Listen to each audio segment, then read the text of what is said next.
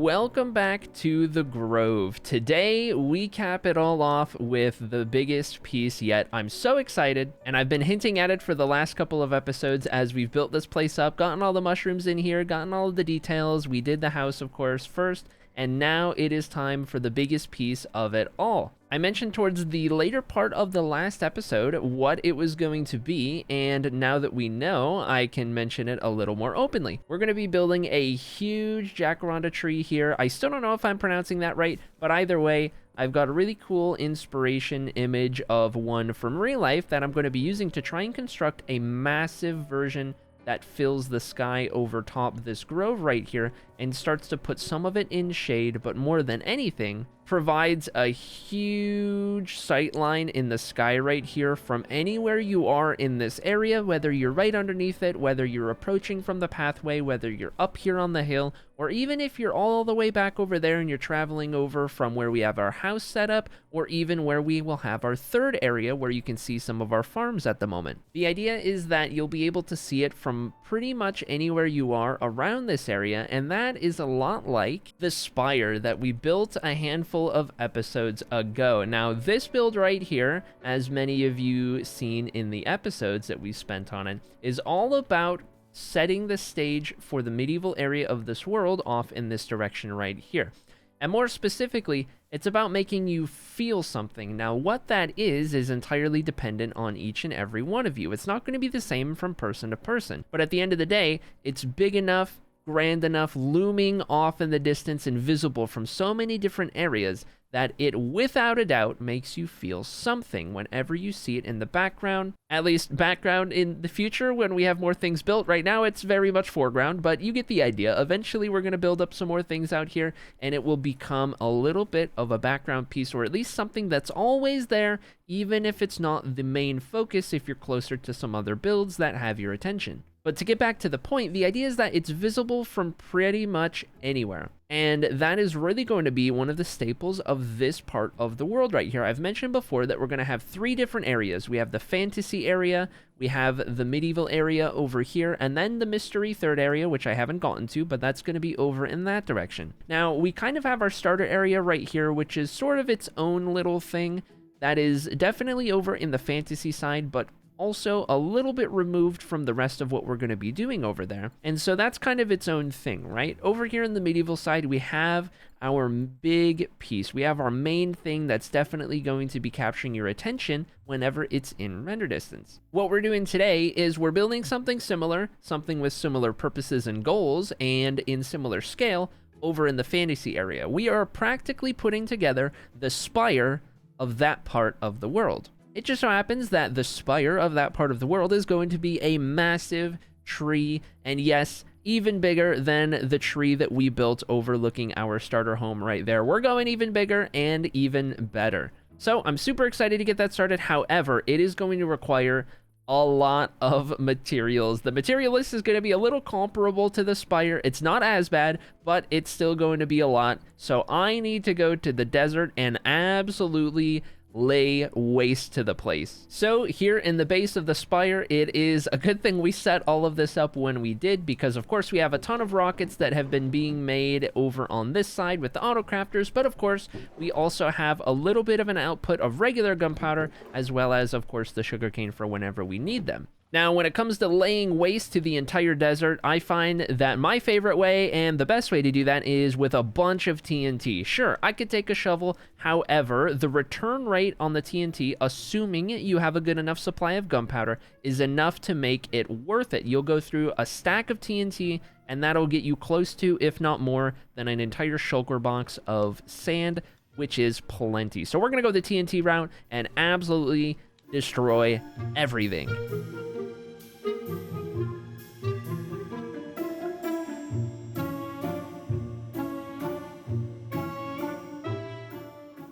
Okay, so maybe that was just a little bit anticlimactic. I didn't realize that I already had all the sand I would ever need just sitting in storage from old terraforming projects. But at that point, I had already talked about the TNT and blowing the desert up and even made the TNT. And you can't just have all of that TNT and talk about blowing everything up.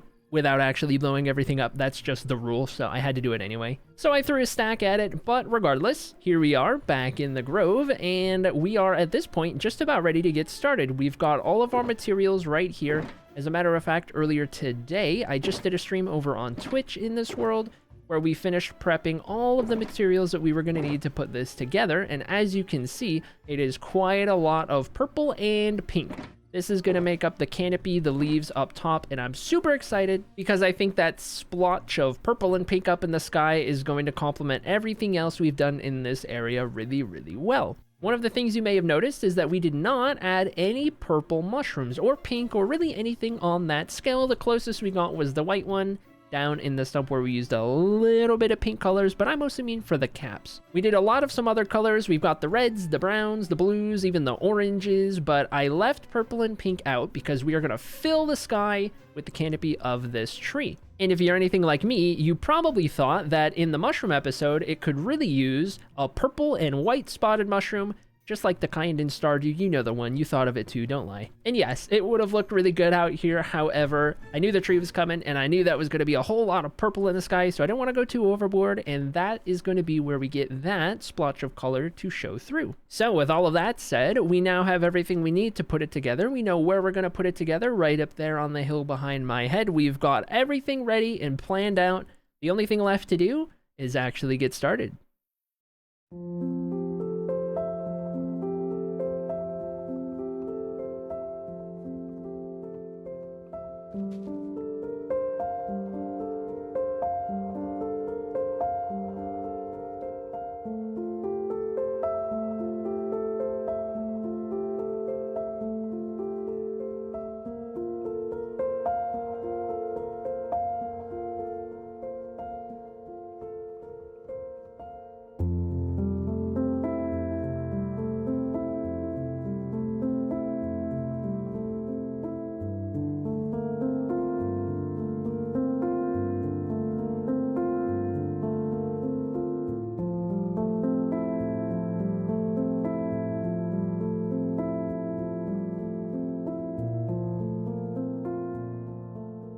All right, before we get too far ahead of ourselves on building the tree, I wanted to take a moment to pause and kind of talk a little bit about the setup that we've got going on right here. I could, of course, build the whole thing all in one go, but what fun is that when I can kind of explain what we're doing as we go about doing it? So I want to split the tree up into a couple of different portions. The beginning portion right here is the stump of it, up into where it begins to kind of branch off, I guess. I don't know if there's like a term for that or whatever, but this area right here, this isn't going to have any branches. This is just the base of the tree itself, and then you can see a little bit of what we did with some of the roots sprawling around the top of the mountain there. So to get a better view of it, I'm up here on top of the mushroom that overhangs above the pathway down there, and you can see what I went for with these roots. I wanted to go for something that felt lively, both feeling like natural roots that you might see out of a tree, especially one that's on a slope like this, but also something fun and a little whimsical as well. And so we've got a lot of these roots that kind of poke up halfway through the ground, and it's meant to feel like a lot of the root is kind of submerged, but because of the slope we're on, a lot of it kind of sticks up and juts out a little bit, right? And then of course over here we have part of it that kind of flares out away from the ground, and I thought that would be a pretty cool little touch if we had a little bit of it removed, like it kind of came out of the ground and then needed to find its way back, so it kind of shot back into the dirt.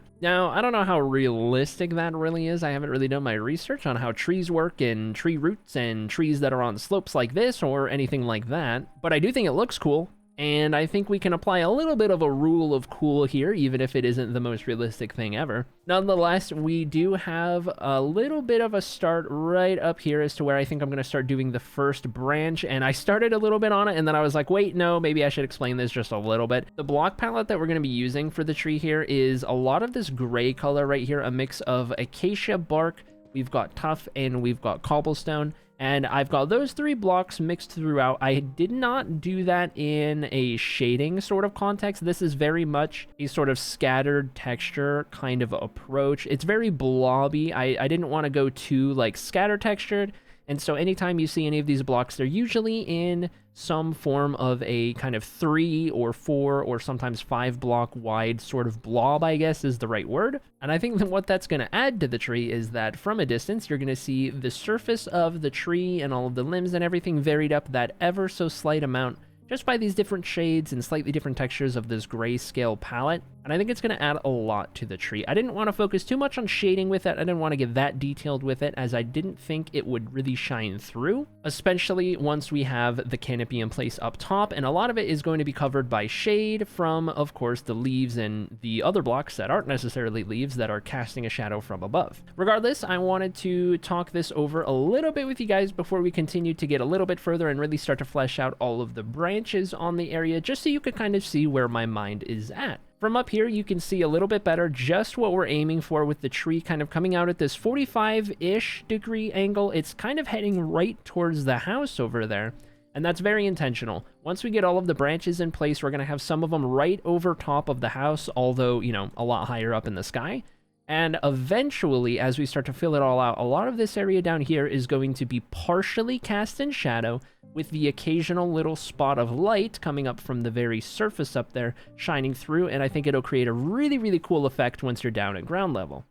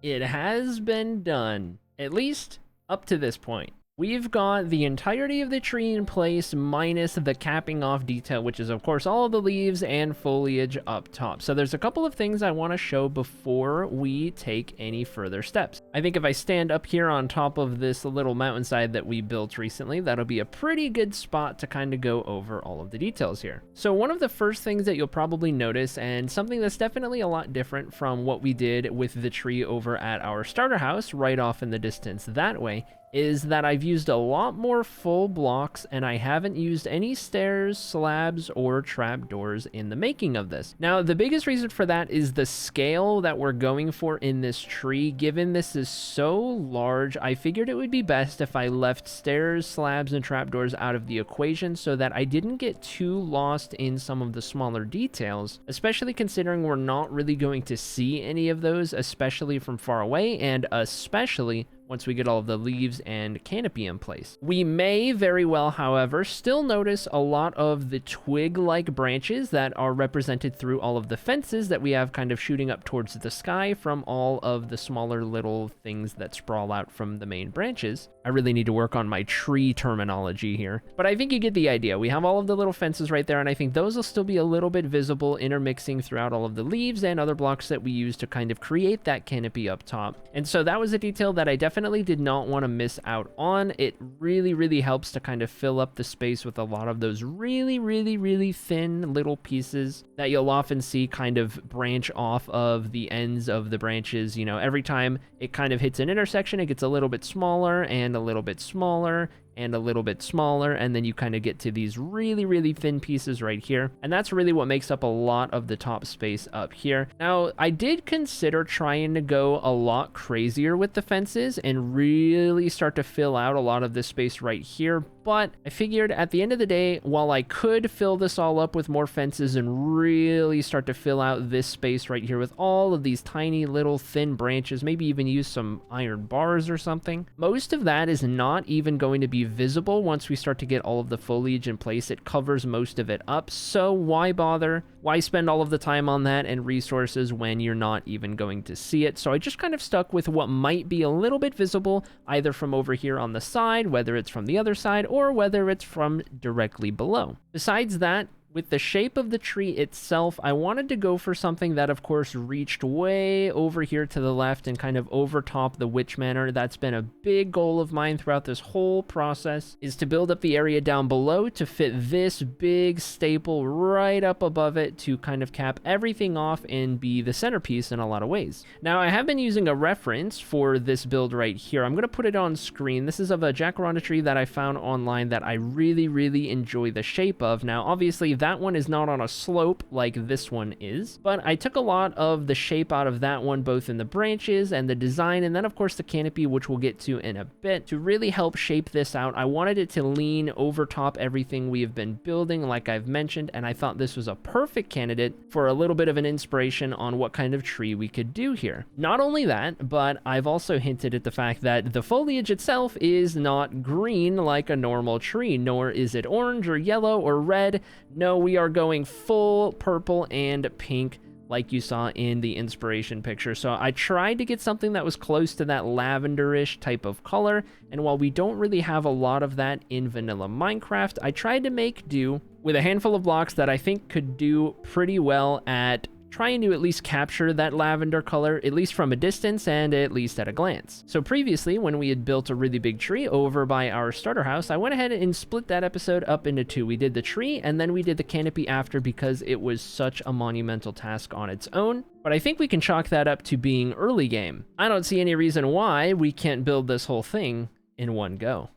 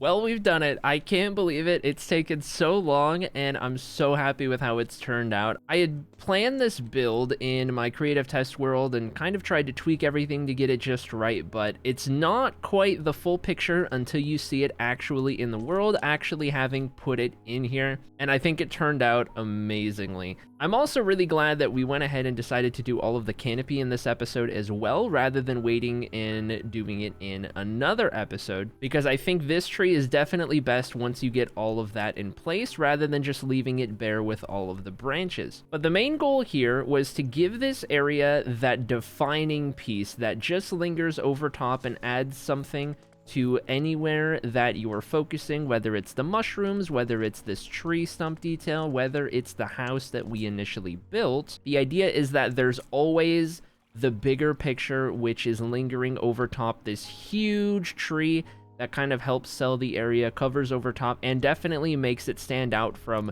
as far away as you would like to look at it from, as high as your render distance is. It doesn't matter. It's going to be there. It's visible. It's definitely going to draw your eye. Now, one of the things that I mentioned before was that I wanted to play around with some daylight shining through the canopy. And so we have some of these areas, like right here on this little pocket of water, right where we have this lily pad, where if you look directly up, we have this gap that goes all the way above the tree. I think there's one piece of glass in there that shouldn't affect it too much, and it just creates this extra little bit of daylight that can shine through. Actually, it's right there. There we go. There's the spot I was talking about, but you get the idea. It just kind of creates this little pocket of light surrounded by shadow. It's a lot like what we did with that singular flower underneath the first tree we built over by the house, if you can recall that. We've also got some similar instances like the pathway right here. It just kind of lights up that little extra bit, and for the most part, everything remains kind of dark under here,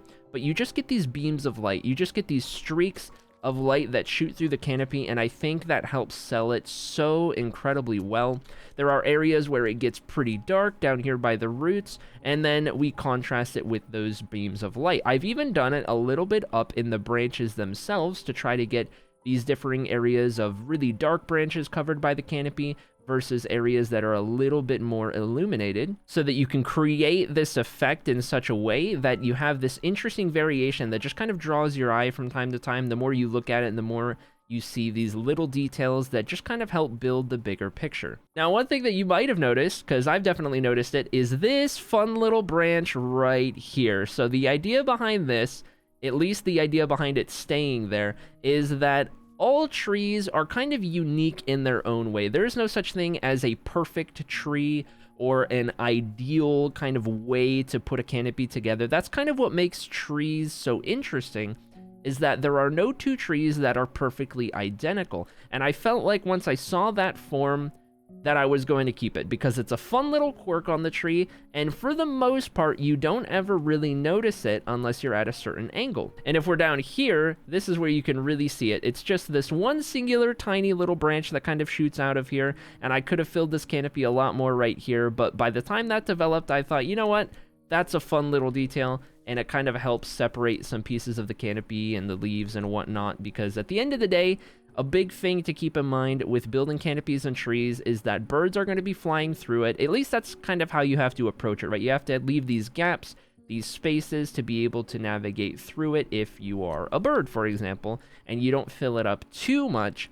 And I went for a mix of that, as well as a kind of unique approach, at least with any trees I've built before. I went for a very airy sort of look to it, and by that I mean, in all of the areas where I put the leaves together, I left a lot of air gaps, a lot of really small air gaps, 1 block, 2 block, 3 blocks, and it turned into this almost checkerboardy at times sort of feel, where I would have a block and then an air block and then a couple blocks and an air block. And so it's not really bubbly, I guess, if that makes sense. Usually leaves might be kind of in a solid, maybe spherical pattern that you kind of do a bunch of times right next to one another, and then leave bigger gaps in between. I went for something a little different. I tried to kind of go a little more scattery with the air blocks and create this kind of fluffy, cloudy, kind of airy feeling, I guess is the best way I could put it. And I think it turned out pretty well for this tree in particular. I don't know that it would work too well if you get on much smaller of a scale, but given how absolutely enormous we went with this one,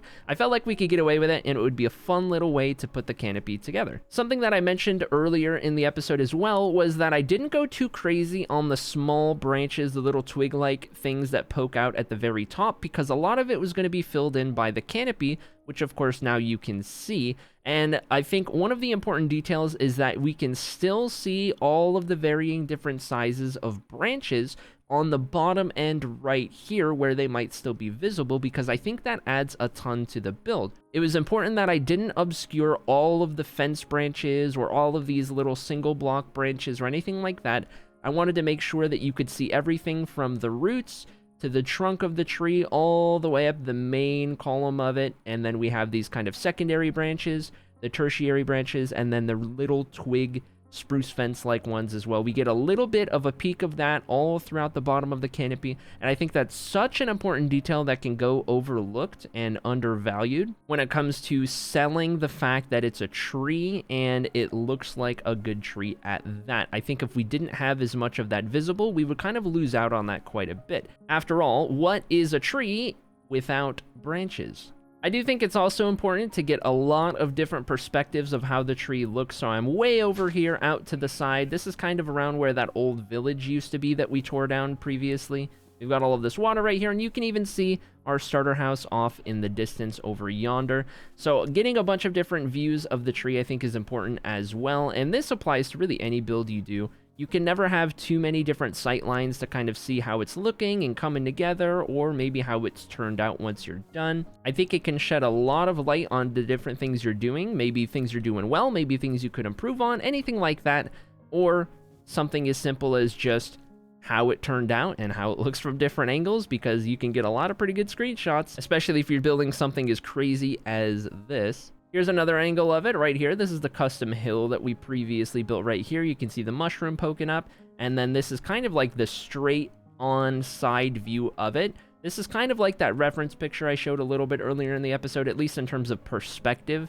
Kind of have it leaning out to the left, and then we have the shape of the canopy kind of going a certain way, and you can see all of the branches and kind of how they intermingle and everything like that. I think this is the best view of the tree, and I'm probably definitely going to use this view for the thumbnail, so you'll probably have already seen that for this episode. This view right here is right next to where we have our sheep farm and moss farm. They're right up on top of this little plateau. You can see where I was farming a spruce tree right there, in comparison with the starter area over on that side as well. And then, of course, here's another view right here. You can see the grove over there. We've got the pathway that leads in. We're just a lot farther back over here in a largely untouched part of the world off in this direction over here. But again, you get another cool view of the tree right here.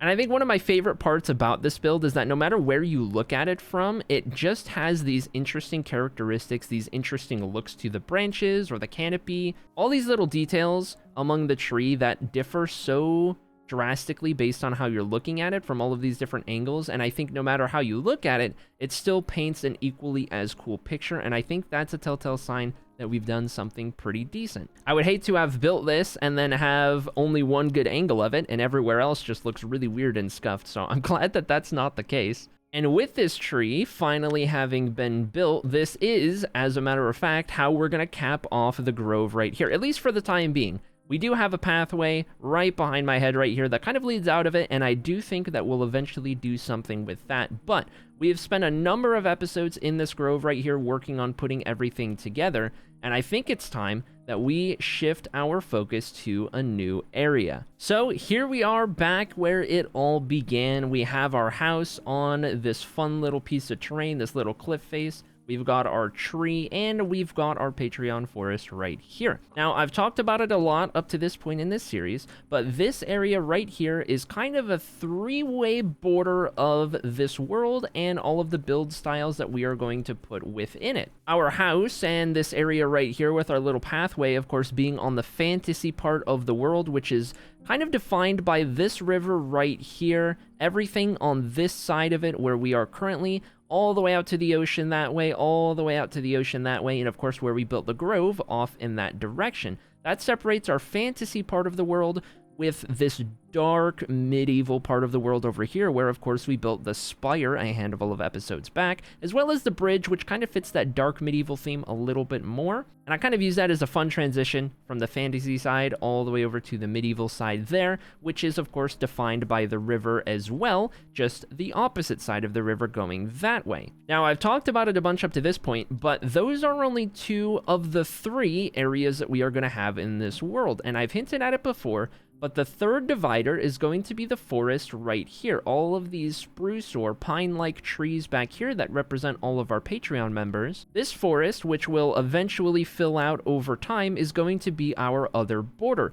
You can see that it intersects with the river right here, and so it kind of works perfectly to divide 3 areas separate from one another. Now, of course, we've built in the fantasy area quite a bit. We've dabbled a little bit in that dark medieval area. However, we haven't really done too much on this side. I haven't even said what the style is going to be. The few things that we have done over in that area include our sheep farm setup and our moss farm / bone meal farm setup. It's also where I happen to be farming trees by hand. You can see some leftover acacia trees and a big spruce tree right there. Even a beacon, because I've been going down and getting tough and deep slate down in that area as well. Now, it's entirely possible that you have by now guessed what this third area style is going to be. Now, it is a little different from what you might expect because we have a fantasy area and we have a medieval area. This third area, not really going to fit in whatsoever, but I didn't want to tie us down to this world to kind of following too specific of an overarching style or time period or setting or anything like that, because at the end of the day, our goal is to learn how to become better builders first and foremost. We're not really telling an overarching continuous story in this world like I might do in some of my others. We kind of have different goals. So we have our dark medieval area, we have our fun fantasy area. This third area, where we've already started building some farms, this is going to be our industrial area. Now, that is going to be loosely used, the term industrial that is, because I think we're going to cover a number of different ways that we can build these industrial themes. I'm thinking everything from pre-industrial era styles to prime industrial era to modern to steampunk, anything that could kind of fit that factory or industrial sort of vibe. I kind of want to cover all of it. Heck, we might even throw a cyberpunk thing or two in there as long as it kind of fits that industrial theme. And I think this is going to be a perfect way for us to do all of our redstone projects in this world, all of our farms and utility things, much like what we did over yonder with the spire and how we turned that into our creeper and sugarcane output. We'll do that over here with things like our sheep farm, which will get covered up, our moss farm, which will have a building to it, everything else that we build out in this direction. I think it'll be a lot of fun to put all of that together, and I think one of the most important pieces of it was having distinguishing landmarks or land features that divide these areas so that they don't directly clash with one another by being built so close without anything to separate them. So I think because the factory industrial area is going to be the most jarring of the 3 when in comparison with the other 2, having an entire forest that separates it is going to play a huge part in making it work in this world. I think long term, what we might see happen is I, of course, have to expand this river further down that way. It does continue, although I'll have to work on terraforming a little bit to help it work a little better. I think this forest right here that we're looking at, which was naturally generated, will eventually evolve into a larger custom forest area. Now, I don't think that's all going to be Patreon trees because I don't think we're ever going to get that many people. However, I'm going to keep that to this area right here that I have cleared out, this little hill. And then over there, we're going to take liberties to do our own custom forest just for the heck of it over time to continue to help separate the 2 areas a little bit more distinctly. I'm really excited to get started on this third area. I have been planning a build or 2 well ahead of time. Even as far as 2 months ago, I got started on one of the builds over there. I've just been waiting for the right time to put it into an episode, and I cannot wait to get started on that because this third area has been a long time coming.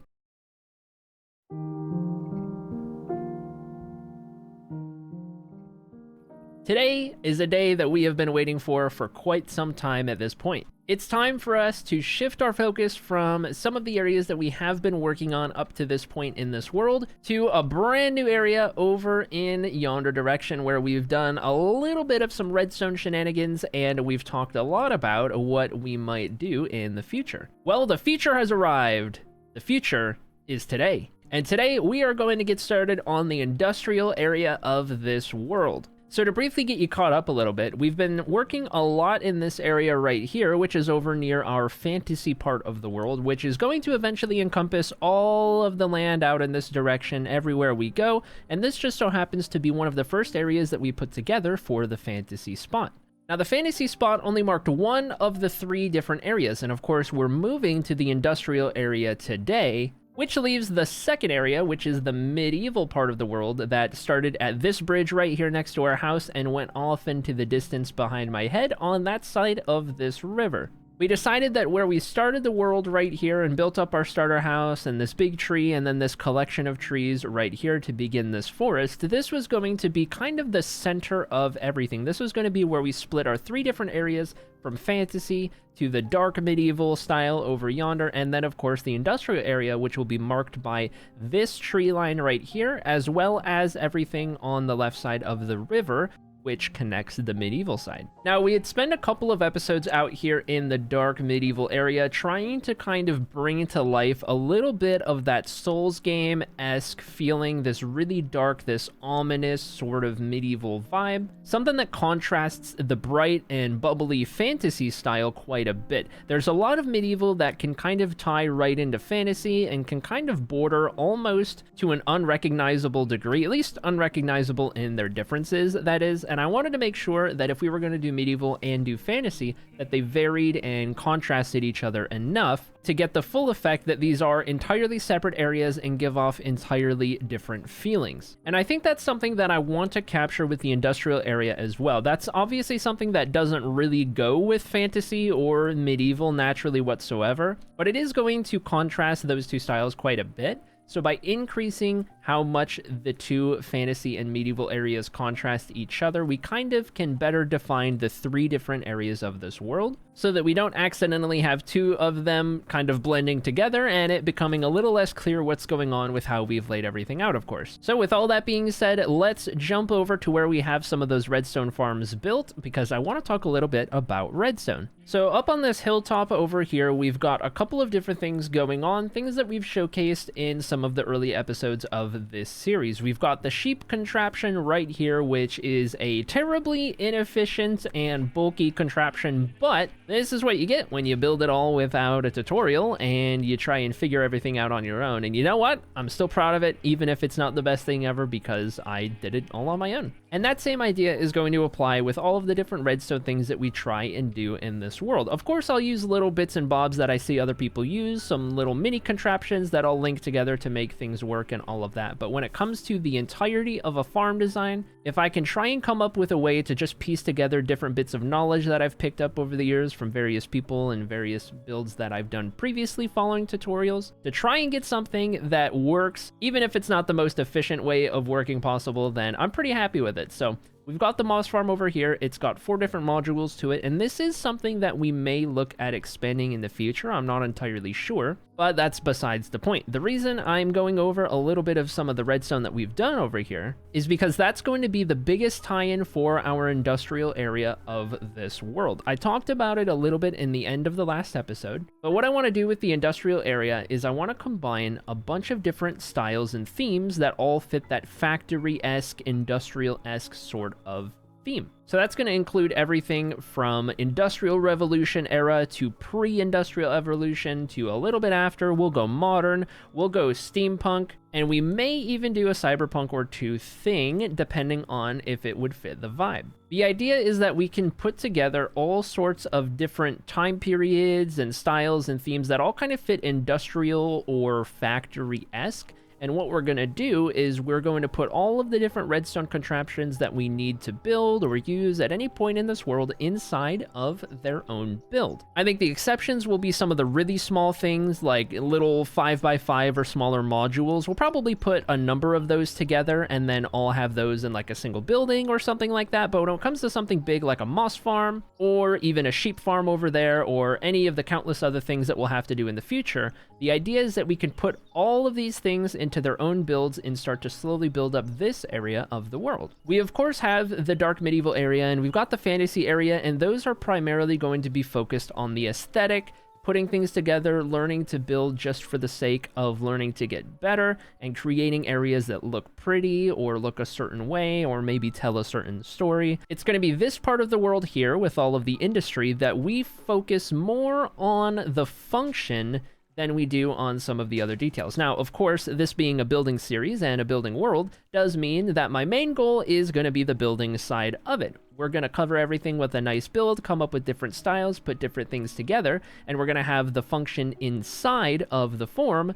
But as opposed to the other areas of the world, we are going to have a lot of function here. And I think that's my favorite way to put together various farms and redstone contraptions and anything like that when it comes to Minecraft. I love building a farm for utility, something for function, and then finding a way to dress it up, make it fit in with the world, make it vibe with everything else that you have around it, or just make it pretty by putting some big facade over it or whatever it might be. So that leaves us with a decision. Which of these two farms are we going to cover up first with a building? Well, I still haven't decided at this moment, but we're about to find out. One of the things that I did intentionally was space these out enough that we could have a building for each of them and enough of a gap between to figure out some sort of road, because I think over in this area, we're going to have more roads than we have pathways, if that makes sense. We're thinking different methods of travel than by foot because we have all of these factory types of things going on. So things like streets, whether that's for horses, carriages, or even cars in various elements, whatever it might be there to represent.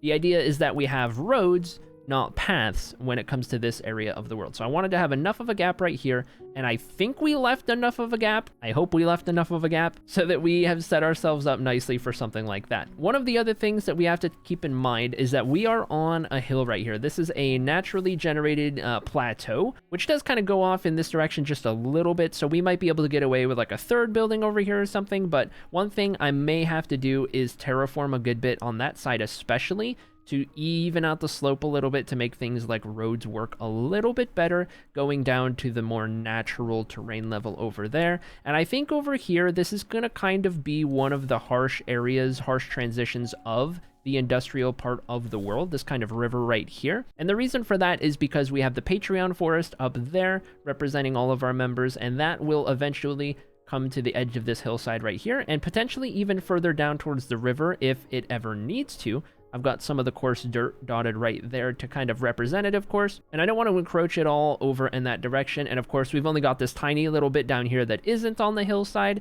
so I figure this hillside is kind of a good starting point for where we're going to have some of the industrial builds, and we'll eventually work our way kind of that way, and then definitely everywhere over in this direction here, which will border the fantasy area kind of off in that way. And we, of course, have tons of area off in that direction as well because the medieval area is kind of tucked away in that direction. So splitting the area into thirds, but not necessarily perfect thirds, just loose thirds, I guess. Anyway, long enough yap session.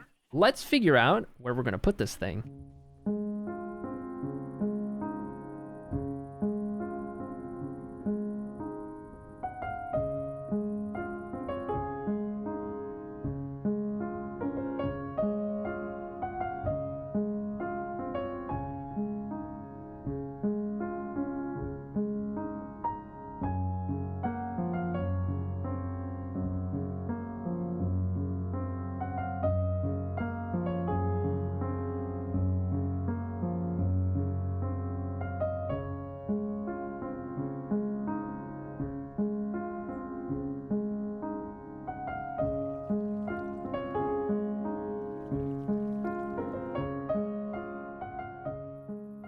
All right, pause. Before we go any further, it's time to talk a little bit about what we're setting up here. So I wanted to lay out a little bit of the facade to get us started, and then I wanted to talk a little bit about what I'm going to aim for here and the scale of the build as well as the feel. So as you can see, I've chosen to go ahead and cover up the moss farm with this build because I think the scale lends itself better to that as opposed to the sheep area, which is much more compact and something that probably won't grow any larger over time.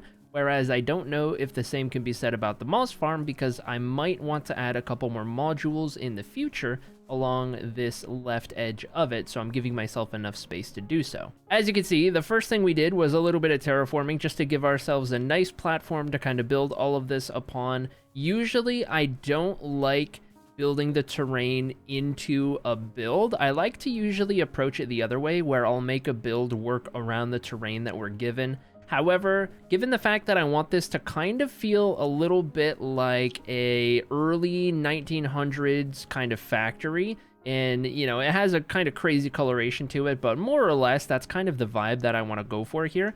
And because we're going to have some roads in here and streets instead of like normal pathways, I figured it would work a little bit better if I go ahead and build the terrain up to the building here, because on especially the far side over there, we're talking, you know, 5 or 6 blocks at times of a difference between the base and the foundation of this build and then the terrain as it was before. So a little bit of an adjustment there just to help us a little bit, and that's why I didn't build this into the terrain entirely like I normally like to do. Now, as for the colors, I definitely wanted to go for something bold for our very first build in the factory and industrial part of this world right here. And I figured a color that I have very little experience working with is this bright orange. So we've got a combination of the classic, some acacia wood and stripped acacia logs, and then I also mixed in some orange terracotta here as kind of our primary block, or at least base background block, if you will, and then we're just kind of splotching in some of the acacia here and there. And as we build this up and build it around all of the sides, you'll start to see it a little bit better, the texturing and patterns that we'll kind of put in the walls. But I figured that would be a really fun color to use, especially in contrast with things like deep slate, and then this really deep brown right here, which is represented via gray terracotta. Now, don't ask, I don't know. That's a question for Mojang. Why is this gray terracotta? It's not gray whatsoever. It's very clearly brown. I don't know. I don't make the rules, but hey, is what it is, and it works and does the trick. As for detailing the base layer here where we have all this gray terracotta, that's something that I need to talk a little bit more about at the end. But for now, I wanted to stop and give you guys a little bit of an insight as to some of the rest of what we're going to be doing, because our focus is very much going to be from the start of the orange all the way up. This is going to be a multi-story building, and we're even going to put some smokestacks on top and have some fun extra details that kind of really sell the fact that it's a factory and really sell the fact that we're in an industrial area of the world. Now, of course, we can only sell that so much without having like an actual road and street and other builds to neighbor it, but you'll have to use your imagination, at least for the first couple builds that we do out here, until we get enough of the surrounding area done that we can really sell it as an area as a whole, if that makes sense. Now, there is something else that I want to go over before we go into full build mode right here, and that's the windows. I came up with a really fun idea for what to do with the windows. I don't have them fully built at the moment. I've just got them kind of cut out and shaped and ready to go. So real quick, let's go over how this is going to work. All right, so it's extremely simple what we're going to do here, but it's so effective. And this is something that I used in the collab build with Drift, the Witch Manor, a couple of episodes back. But I'm going to go ahead and lay a little bit of this orange color on either side on the backdrop, because our windows are going to be 2 blocks deep. What we're going to be doing here is laying out normal glass panes along this back side all the way up and all the way across. And the reason that I did those blocks right there is so that these glass panes on the edges would connect all the way over to the side back there. You'll also notice that it's starting to interact with the wall blocks a little bit, which creates a unique shape. Now, we don't just have walls that connect over to the side right here. We're adding a little bit of depth to the walls on the inside lip right here as well. Now, I love using the glass panes back here because we get a lot of these textures right here, which kind of add to that window effect, especially something a little more modern or at least less medieval time period. And the final thing we're going to do, if I go ahead and cut this out for now, and we could figure out what to put on the base right there, but that's not the focus at the moment. We're left with something like this. I'm going to take gray stained glass panes, and I'm just going to layer these over top. I'm just going to put those right over top, and as we take a step back, we're going to see that we have just created mini glass panes on either side of this block right here, where normally you would just have one uninterrupted pane. All of a sudden, we've turned that into 2 small rectangular panes on either side by layering the glass panes like we did. If you look at it from a different angle, you can even get some more effects. If you look at it from like this diagonal right here, all of a sudden you've got 3 on each block, right? You create this really cool effect that feels a lot more in tune and a lot more in line with windows that you might see in the modern age, more or less.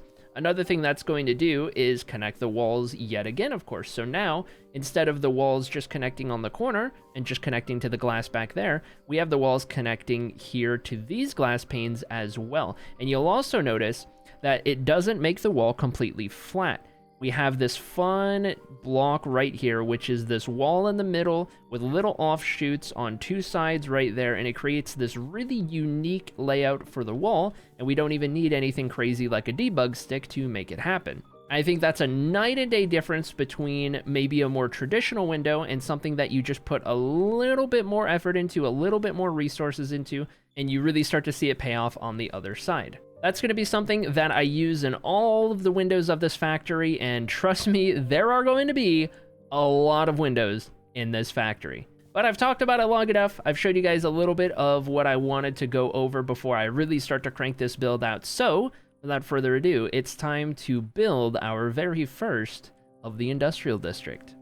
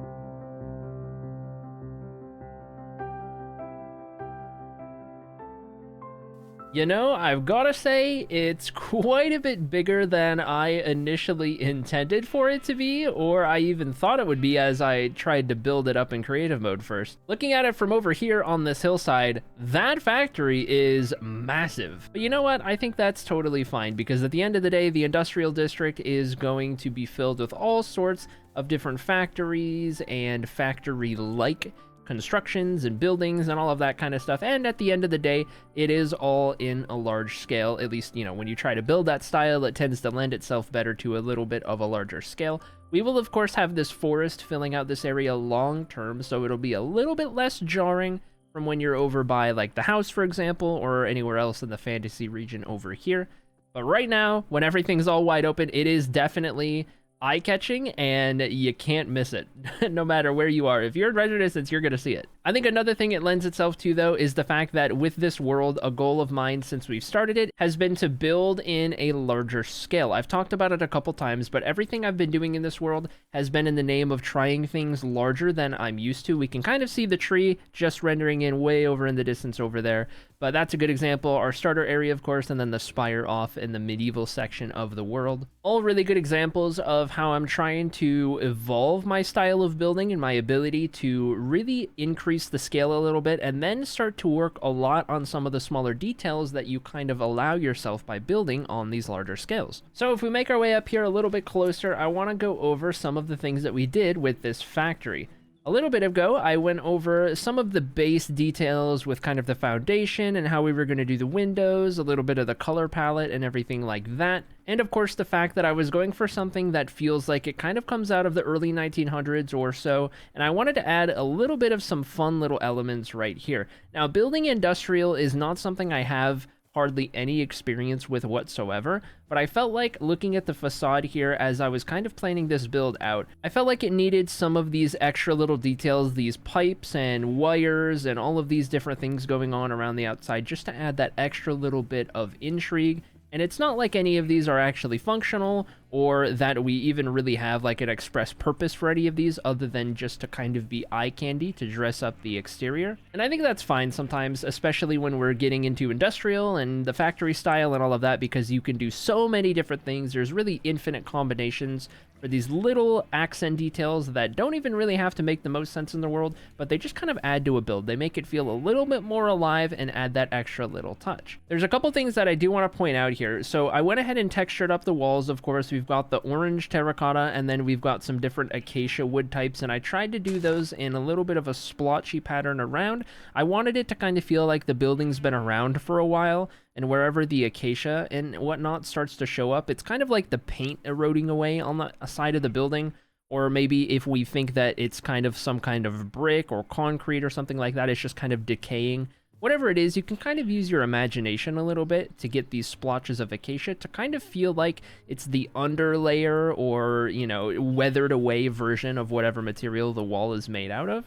I think that creates a pretty cool effect, and we have something similar going on with the rooftops made out of deep slate, whether it's the tiles or the bricks. And there's a couple different layers of roof. There's some different shapes going on. It's not all one cohesive thing, and I'll be able to show that off in just a moment. But I also wanted to make sure that with the weathered and eroded away look, that along these nice lines right here, I tried to break them up a little bit every so often. So with the third floor up top kind of jutting out a little bit, I tried to find a couple instances where we could have it kind of breaking apart right underneath. And then contrast to that, the first floor, as that transitions to the second one, there was this really nice lip, so I went ahead and broke that up just a little bit to kind of add this little variation around there and add that subtle little detail that just helps the eroded, weathered, kind of old building feel really come to life. The door for this build is definitely a little bit of an outlier compared to the style that we're kind of going for, but you kind of have to use your imagination a little bit. For Minecraft purposes, I've got 2 regular spruce doors down there, but that's not actually how it would function. It's kind of an idea that we would arch it a little bit, and then we would have this spruce area be kind of 2 different doors that you could kind of open going either way. And then we would have it accented by this dark oak, which kind of fits with this gray terracotta right here, that kind of dark brown. Hey, it's me again. Long time no see. I just want to point out that I didn't think it was humanly possible to say the term kind of or kinda as frequently as we have seen in this episode. And the best part is that we're not done yet. Good old recording me just cannot get a grip and use any other term other than kind of or kinda. I don't know, dude. I don't know. I'm trying. There's only so much editing me can do. Anyway, back to the show. That kind of comes up and accents it. I wanted to go for something a little different. I felt like if we went for a door that almost contrasted in style a little bit, it could create this interesting look to the place and kind of make whoever's looking at it, whether that's you, me, somebody else, just makes you question a little bit, just think about it for a moment. And I think that's kind of fun to do in builds from time to time. To go against what's expected and try something a little quirky is never a bad idea. And then of course, you've already noticed it, but we've got multiple different smokestacks coming out of here. The factory is in full blast right now with whatever it is that we decide that this can be making up. Obviously, the moss farm is inside of it, so that's actually what's going on. But, you know, for the story of it, for the purpose of why this building might be here, however you want to imagine it in your head, we've got multiple different smokestacks going. I tried to do each one up with their own kind of detail and textures and block palettes, and tried to kind of even go a little bit more unique with this one up on the side, where it's just these very faint single kind of lines of smoke that are just trickling out a little bit, or it could be steam, either way. And those right there, those are the big boys that are just chugging along as it kind of dissipates up into the sky and kind of blends in with some of the clouds and whatnot. I felt like for a factory of this size, it definitely benefits from having a lot of that going on. And I think it benefits the most from that kind of thing the farther away you look at it from. If we go stand over on that hill, like at the start of showing this off here, you really get a good indication of what it looks like. You kind of get the silhouette of the building and the smoke rising up, which just looks so good from a distance. And I think that's going to be great because this building will be viewed from a distance in all of these different areas right here. So I think that'll be awesome. And I think because the sheep farm is a lot smaller, this one, if it gets its own building, will be a pretty small building.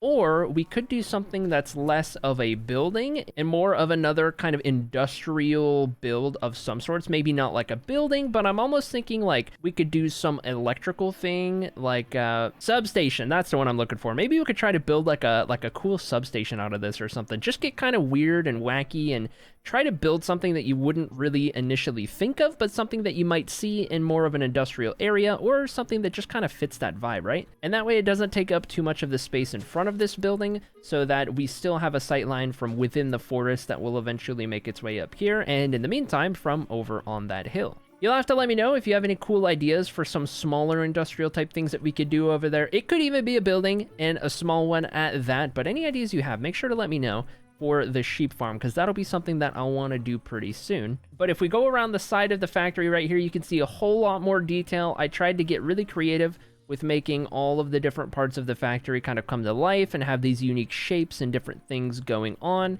We of course have this ladder going up this smokestack right here all the way to the top. Clearly it's not functional, but I figured using copper rods like this, like it were really large kind of ladder bars going up into the side of it. I thought that was a pretty cool look, and mostly from afar, you'll definitely get the feel that it's a ladder. Up close, it's a little bit strange because it's built into the side of it, which can kind of take away from it, but I thought it was a nice detail, so I went ahead and used the copper rods as that little touch.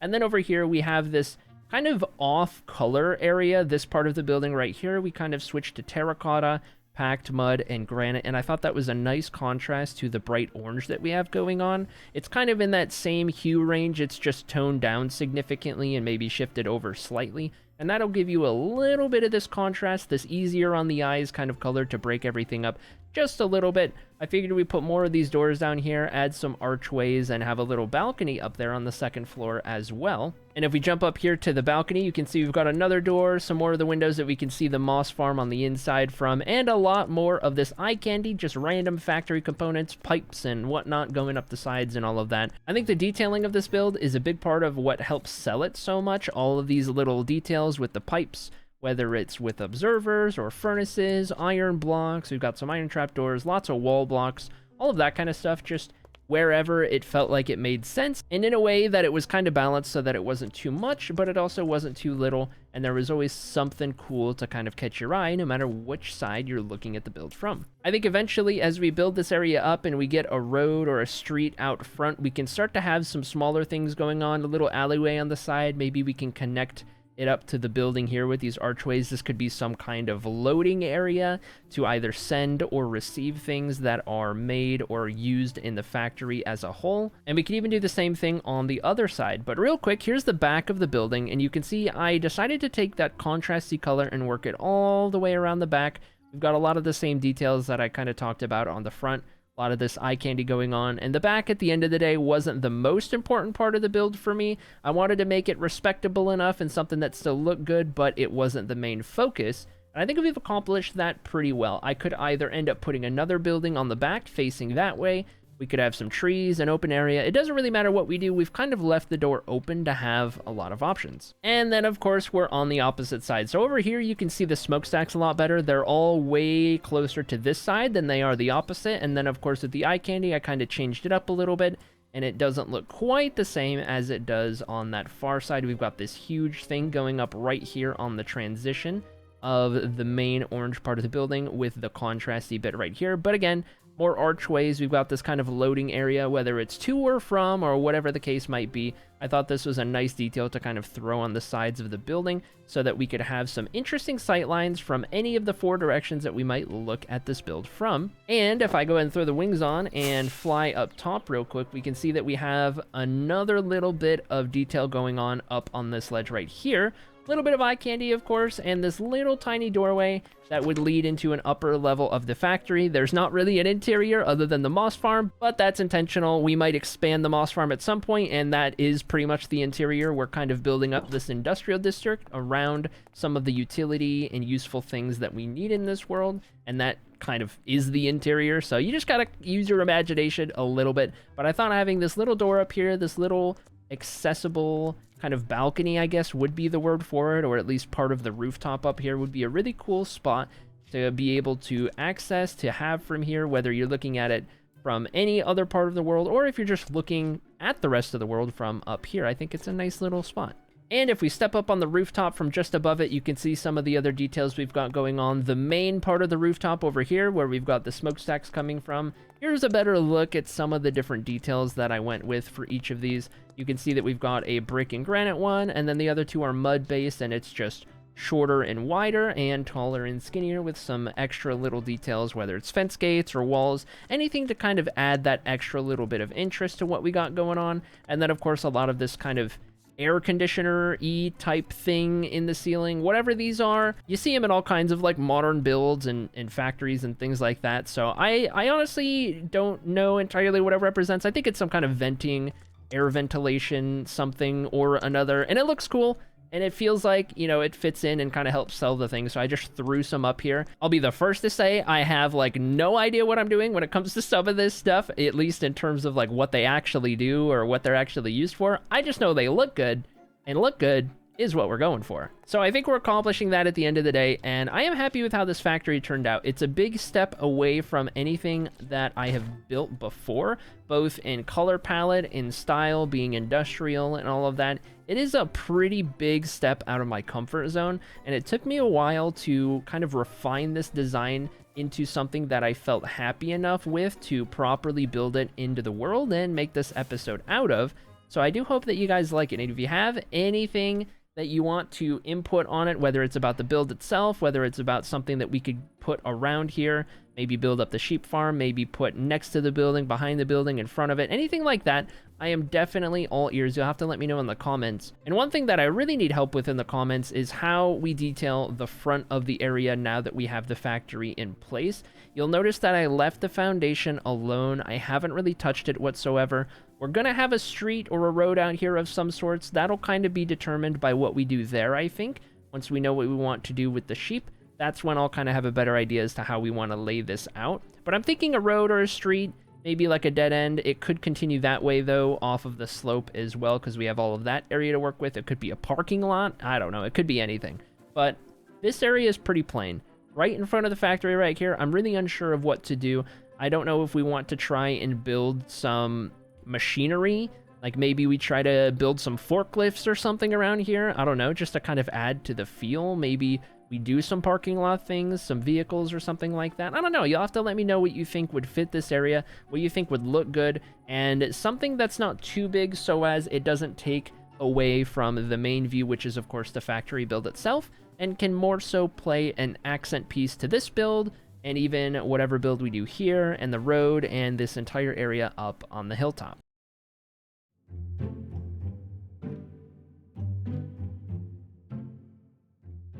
Welcome back to the world of Inspire, and more specifically, the industrial district of the world that we started in the last episode. You can see the smokestacks behind me shooting off all that delicious pollution into the air as the sun rises on a beautiful day. In front of that factory right there, we have the sheep farm.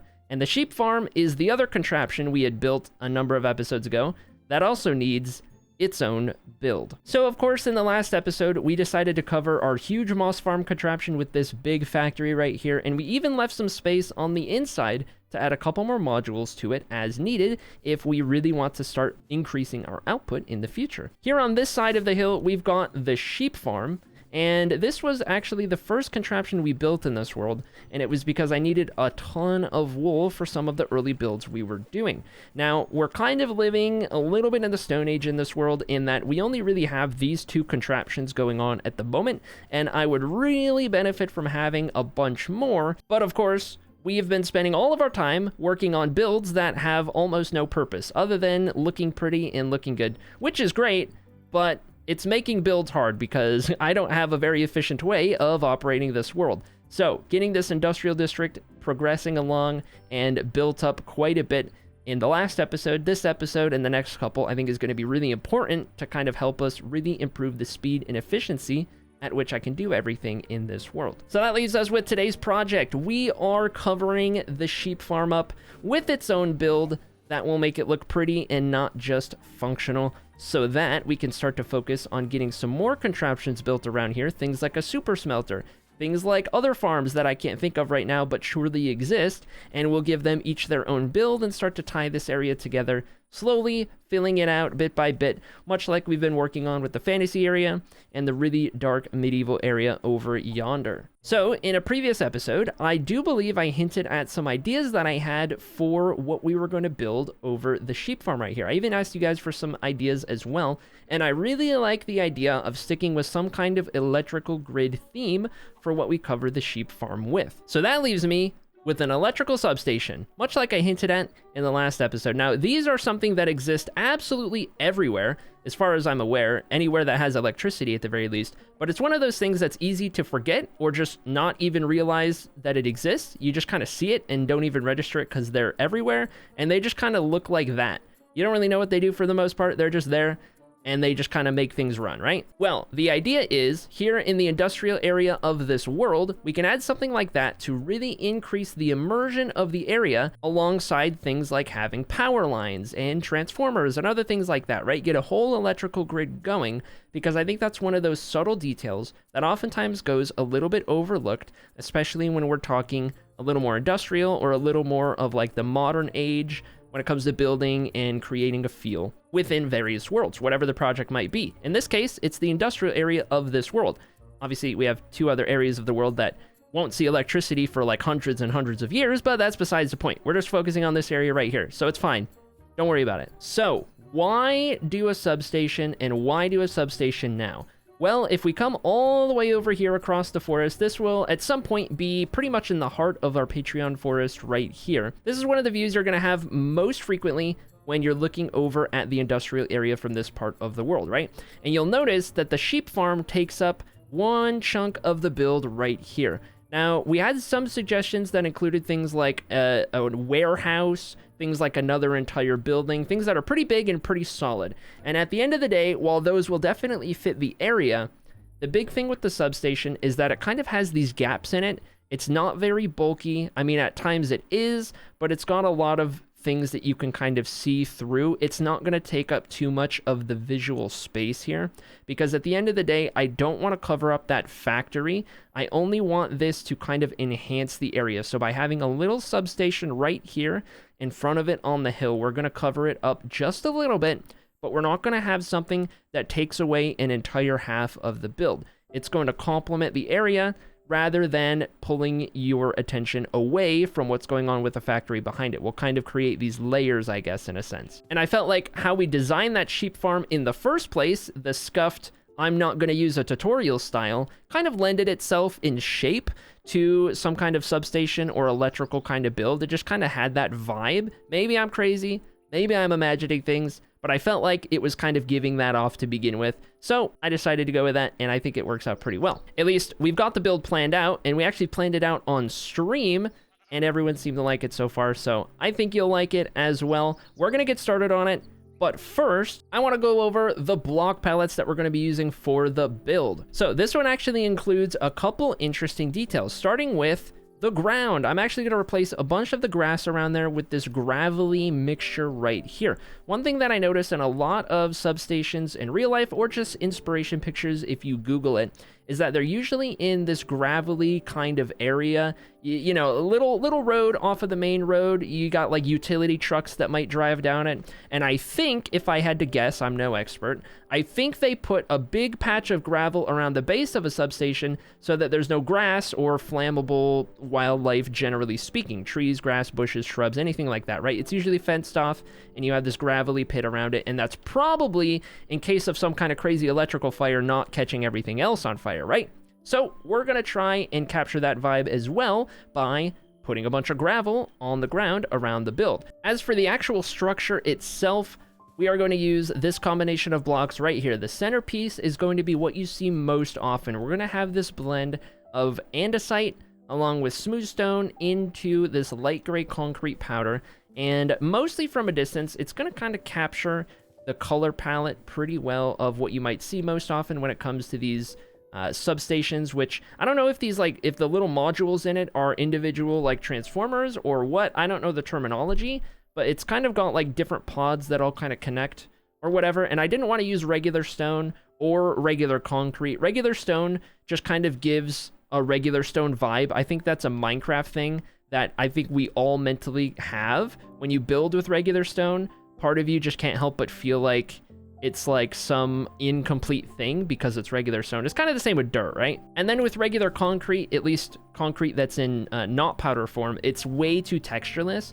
So I don't often like to build with normal concrete. I'll sooner do things like terracotta, just because it has a little bit of texture to it and it's not so smooth and devoid of any interest. All that to say, I went with andesite as kind of our stone replacement. Smooth stone kind of gets us these brighter colors right here. I really like that color with smooth stone. And then, of course, we've got the light gray concrete powder. That's going to change up the texture a little bit and give us this little kind of hue shift as we get towards the top of these walls. And we combine that with some of our other details, such as these little things right here. Now, I don't know what we call these, but a lot of times if you look at these substations, these little pods that exist going all the way around the structure have these things that kind of jut out quite a bit from the wall, and I have no idea what they do or what they called or anything like that. But I tried to kind of recreate it by doing some andesite on the back, because the sides usually have this darker detail and then the fronts just kind of have this solid kind of surface.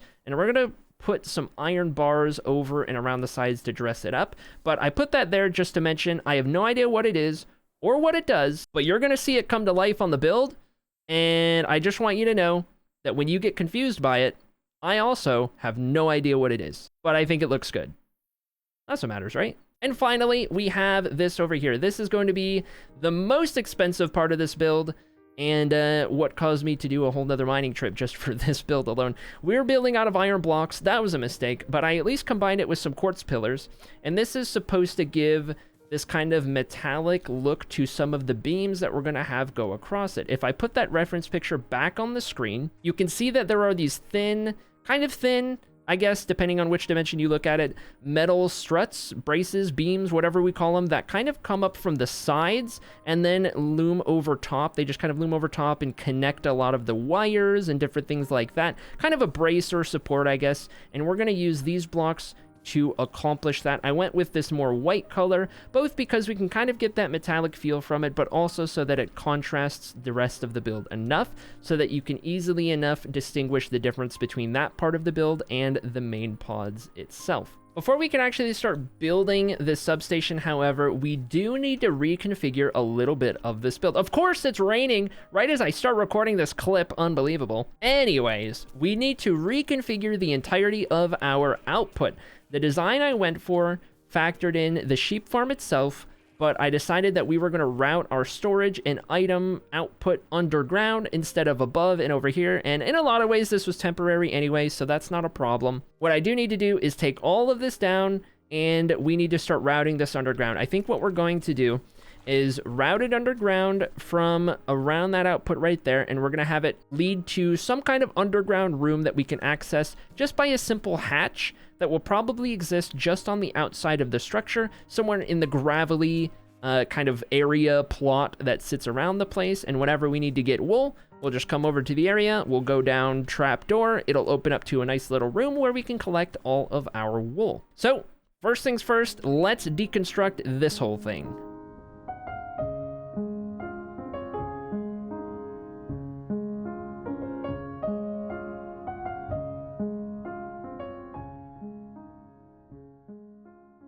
You know, now that we've moved the storage underground, I'm kind of wondering why I didn't initially build the sheep farm like that anyway, because it looks so much better and so much more compact now that we don't see where everything's going. So I want to show you guys a little bit of what we did here. Instead of the item filtering, or I guess the collection system going up, we decided that we were going to put it down, and it's going underground just beneath the surface, as you can see right here. Not only that, but I decided to take the opportunity while we were moving all of our storage to go ahead and put a sorting system in and even dress it up just a little bit. So I decided our entryway is going to be this hatch right here, and this is going to be in the middle of that gravelly area that we're going to put around the substation right here, just like you might see in the real life examples. We're going to have this little hatch, and this is going to take you down into this little walkway right here. So I wanted to make sure, first and foremost, that we kept the industrial feel going. Now, of course, we have the utility down here, which is, of course, each color of wool in this color gradient right here, all 16 colors, all being sorted into here with item filters back there, so that now I don't have to manually do it. We have 1 barrel and 2 double chests worth of storage down here, which should be plenty for each color to hold on to. And we even have a failsafe up there, a little cactus, for if any of these get full, or if any wool ends up passing all of them, they'll just get destroyed so that we're not causing any lag. Now, you do hear a little bit of running water, and the running water isn't actually from these pipes. I'll get to that in a second, but just behind the pipes and even that stone layer right there, we have the water-based item flowing things that kind of take the items every which way that they go, putting them into the hoppers and then item filters from there. That's where we hear the flowing water. And as a matter of fact, if I turn my game volume up just a little bit, you can hear that flowing water just a little bit more. And the reason I added these pipes right here with the copper grates and copper trap doors is to try and sell that flowing water noise just that little bit extra. These don't do anything at all other than just kind of add to both the industrial feel and account for the flowing water noise in a way that kind of feels a little more immersive. Besides that, I went for a pretty simple design on the walls, just added a couple different stone variants as well as some polished andesite into here,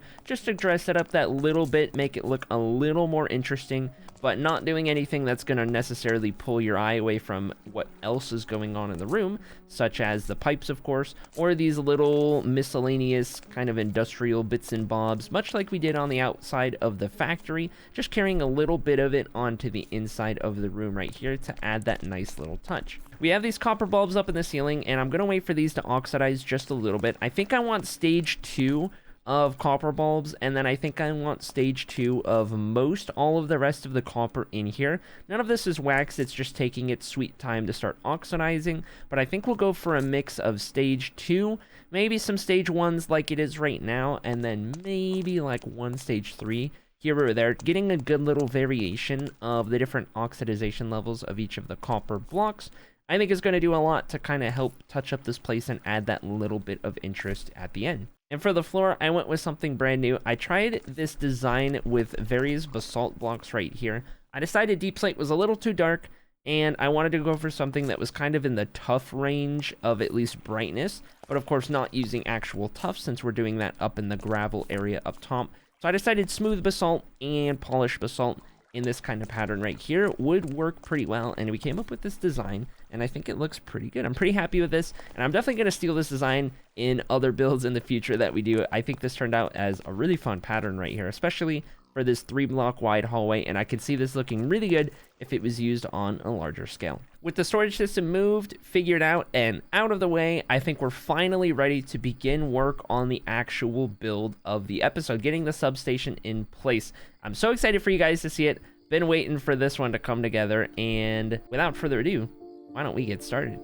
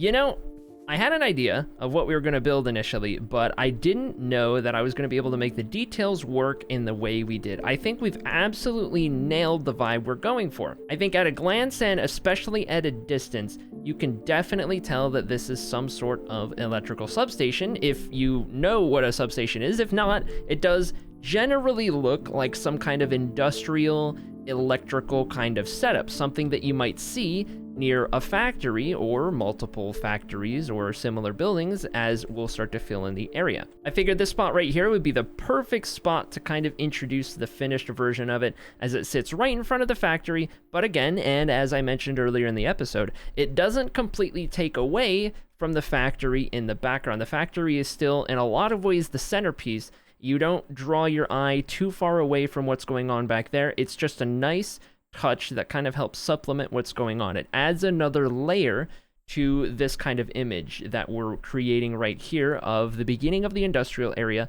over on the hill. And eventually, of course, we'll fill it out with some more things to the side, some more things kind of going off in that direction and what have you. But I think given this little snapshot we have right here between this kind of natural parting in the trees, we have absolutely nailed it. So one of the things that I mentioned about doing the build was that we were going to have this gravelly area at the base of it to kind of represent preventing any kind of fires from spreading to the wildlife around. I feel like this is something that you see a lot in electrical substation areas or similar things that might be, you know, surrounded by trees or in kind of a grassy area. They'll usually kind of put a bunch of gravel down, and I figured that the best 3 blocks for that were tough gravel and the new pale moss block that we got recently as well. They all kind of work together to almost at a glance create these kind of different shades of gravel mixture going on, right? Just to add that nice little extra detail, something that makes it feel a little more immersive and a little more real. Combine that with some stone buttons, some stone pressure plates,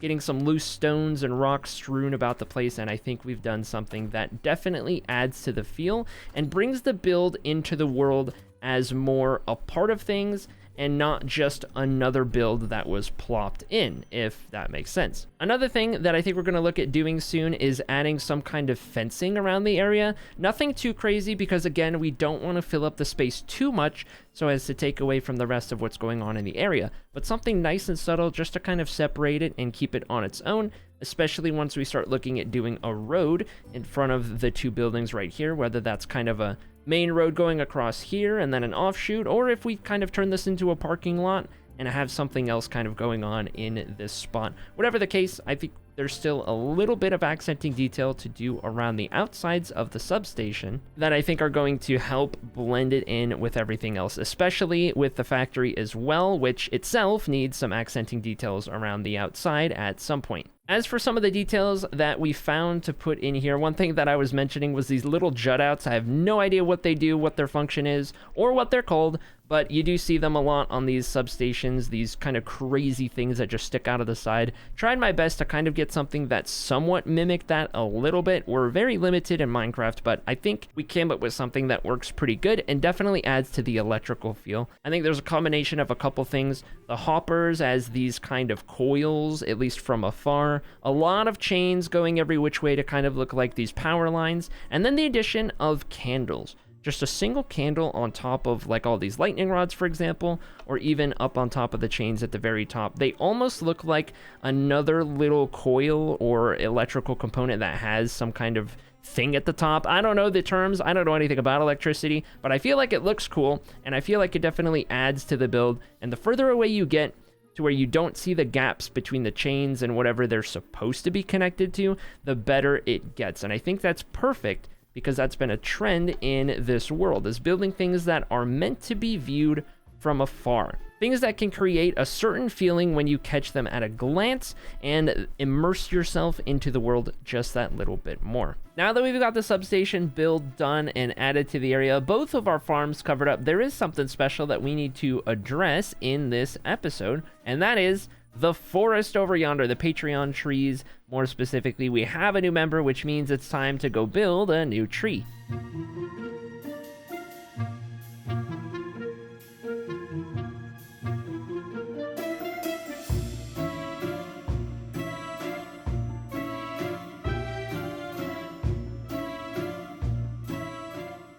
slowly but surely we are filling out the Patreon forest. Bit by bit, we'll eventually make our way all the way down to the river on the other side and closer to where we have the factory and, of course, the substation build that we did earlier today. I'm excited to see once this gets fully fleshed out, once we get trees all the way down there and we can start to add some stuff in the middle. Obviously, that's a very long-term thing. I gave it a big enough area so that it wouldn't fill out quickly by any means. This will probably last us the duration of the world, and even then probably not be fully filled in, but that's okay. I wanted to make sure that we didn't keep it to too small of a space and it always had room to grow.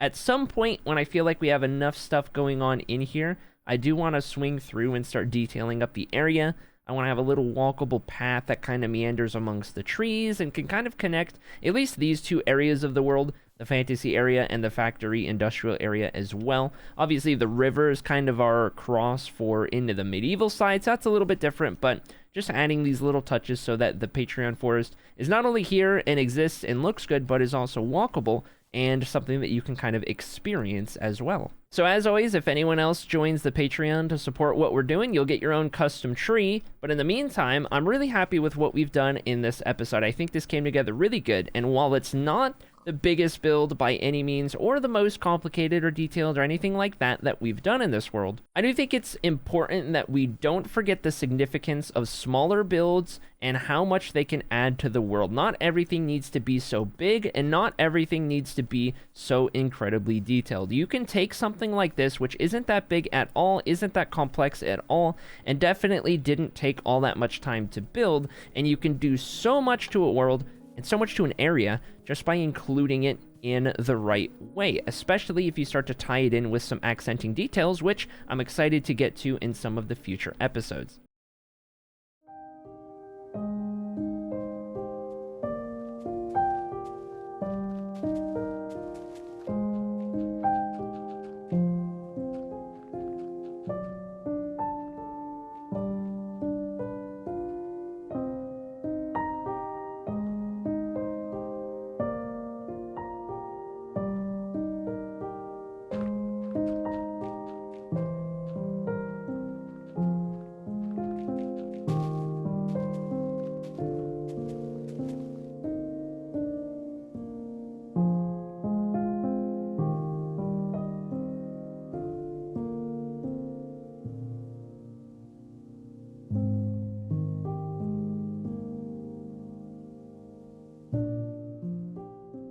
In this episode of Inspire, we are introducing a road network to the industrial part of the world, and that's not it. We are also going to be introducing a rail network, which does indeed mean trains, and lots of them, at least in the future. Trains probably take a while to build. I don't know, I've never built one before. But we are gonna learn in this world. It's all about learning new tips and tricks in building and just becoming better builders overall. Now, I've never played around with trains before in Minecraft, or really anything of that sort. I've done a little bit of work with some roads and some vehicles and things like that. Not at a very big scale, at a pretty small one, but I've got a little bit of experience there. So I'm feeling a little more confident on the road side of things, but I think the trains and railroads and all of that are going to introduce a really, really fun opportunity to learn a little bit more about builds that kind of follow the more modern sort of umbrella, I guess, or more of the industrial theme within Minecraft, something that I definitely have a long ways to go with in terms of learning how to build and techniques and all of that kind of stuff. It's very foreign to me. So in this episode, we are going to have our hand at it, and before we go any further, in the opening sequence of the video, you guys saw all of the terraforming, for the most part, that was needed to get this hill expanded and ready to go. And I know what you're thinking, but no, the hollow terrain isn't real. The hollow terrain can't hurt you. It'll all be covered up by the end of it, so don't worry, you won't see it for very long, and there's no way I'm filling it all in solid.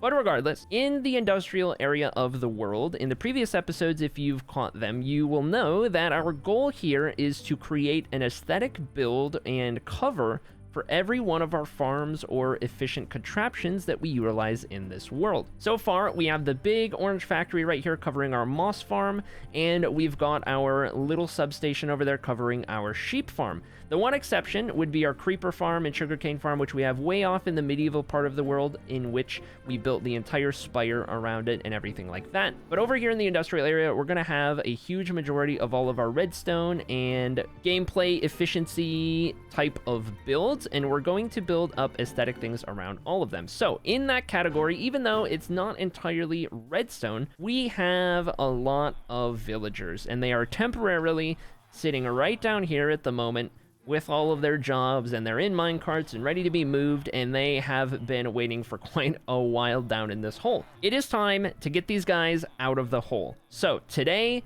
we are building a train station right back here where I've been doing some terraforming. And the idea is that we can use the train station as our build for our villager trading hall, at least of sorts. Now, how we're going to introduce the villagers into this build, or at least how we're going to incorporate them into a train station, we're going to have two separate buildings. We're going to have one half of the train station dedicated to passenger trains and people who are taking the train to and from, and we're going to have the other half of the train station based on the more industrial side of things. It's going to be for cargo trains, it's going to be for deliveries, for drop-offs and pickups and all of that kind of stuff, and that'll be on the back half of it over here, and that's going to be a big part of what kind of blends it in with the industrial part of the world. We can kind of look at it like the passenger side is for employees who are working in this area of the industrial district, maybe this big factory, maybe some other things that we're going to build around here. And then, of course, the industrial side, it just kind of speaks for itself, given we're in the industrial area and there's some factories around here. The villagers are going to be included in both sides of this train station. In the passenger side, we're going to have the villagers act as though they are the employees of the train station. We're going to have a big, long counter at the back of it, and that might be where you go as a citizen to buy a train ticket, or maybe file a complaint if you had a bad time on the train, or anything like that, just like the employees who are just kind of working behind the counter. We're going to have a bunch of villagers in the passenger side of the station doing that. In the other side of the station, over on the cargo end, we are going to have villagers that are going to be more so underground and kind of hidden away. Over there, it's going to be a lot more utility and a lot less kind of perfect blend of aesthetic with the use that we have, like on the passenger side. And what I mean by that is just that we're not going to put as much effort on the cargo side with the villagers as we do on the passenger side. On the passenger side, they're going to be a part of the build. They're going to be included in a way that feels natural and brings the world to life in a lot of ways. And then over on the cargo side, I'm just going to throw them underground, and there'll just be like a staircase from that building, and maybe we'll dress up the basement, but it'll just be like way more utility, because that's probably where I'm going to put most of them. But at least some of them will kind of be a part of the build and look good, right? Listen, there's a lot of villagers that we need in a villager trading hall, and I can only do so much in the build, so most of them are going underground, and that will be fine. The goal is, at the end of the day, that all of our utility things in this world are covered up with the build, and the train station will indeed be covering up all of our villagers. And not to mention, we're going to need some automated farms working underground as well, things like melons and pumpkins to trade for emeralds, and maybe some farms for all of the other crops as well, just so we have a supply somewhere, because I definitely cannot get enough wheat, and I would love to have that automated for packing some mud. I've been using so much mud in this world, and it's kind of tedious to get all that wheat by hand, which I have been doing up to this point. And speaking of packed mud, I want to go over some of the palette that we're going to be using for the train station. So I mentioned it's going to consist of two different buildings, and we're going to do them pretty similarly. This right here is going to be the main look, at least on the exterior. We're going to use this brown palette consisting of packed mud bricks, and brown mushroom, but the fun part is going to come in the form of wall blocks. So for much of the exterior, we are going to be using mud brick walls. It's really unfortunate that we don't have wall versions of regular packed mud or really anything else in this color range. So it'll just be the packed mud bricks that we'll have to do. I think we can come up with a fun way to detail it, even though there's a lot of the mud brick texture that we're going to be seeing in the form of that being the only wall that we can use to kind of create this depth.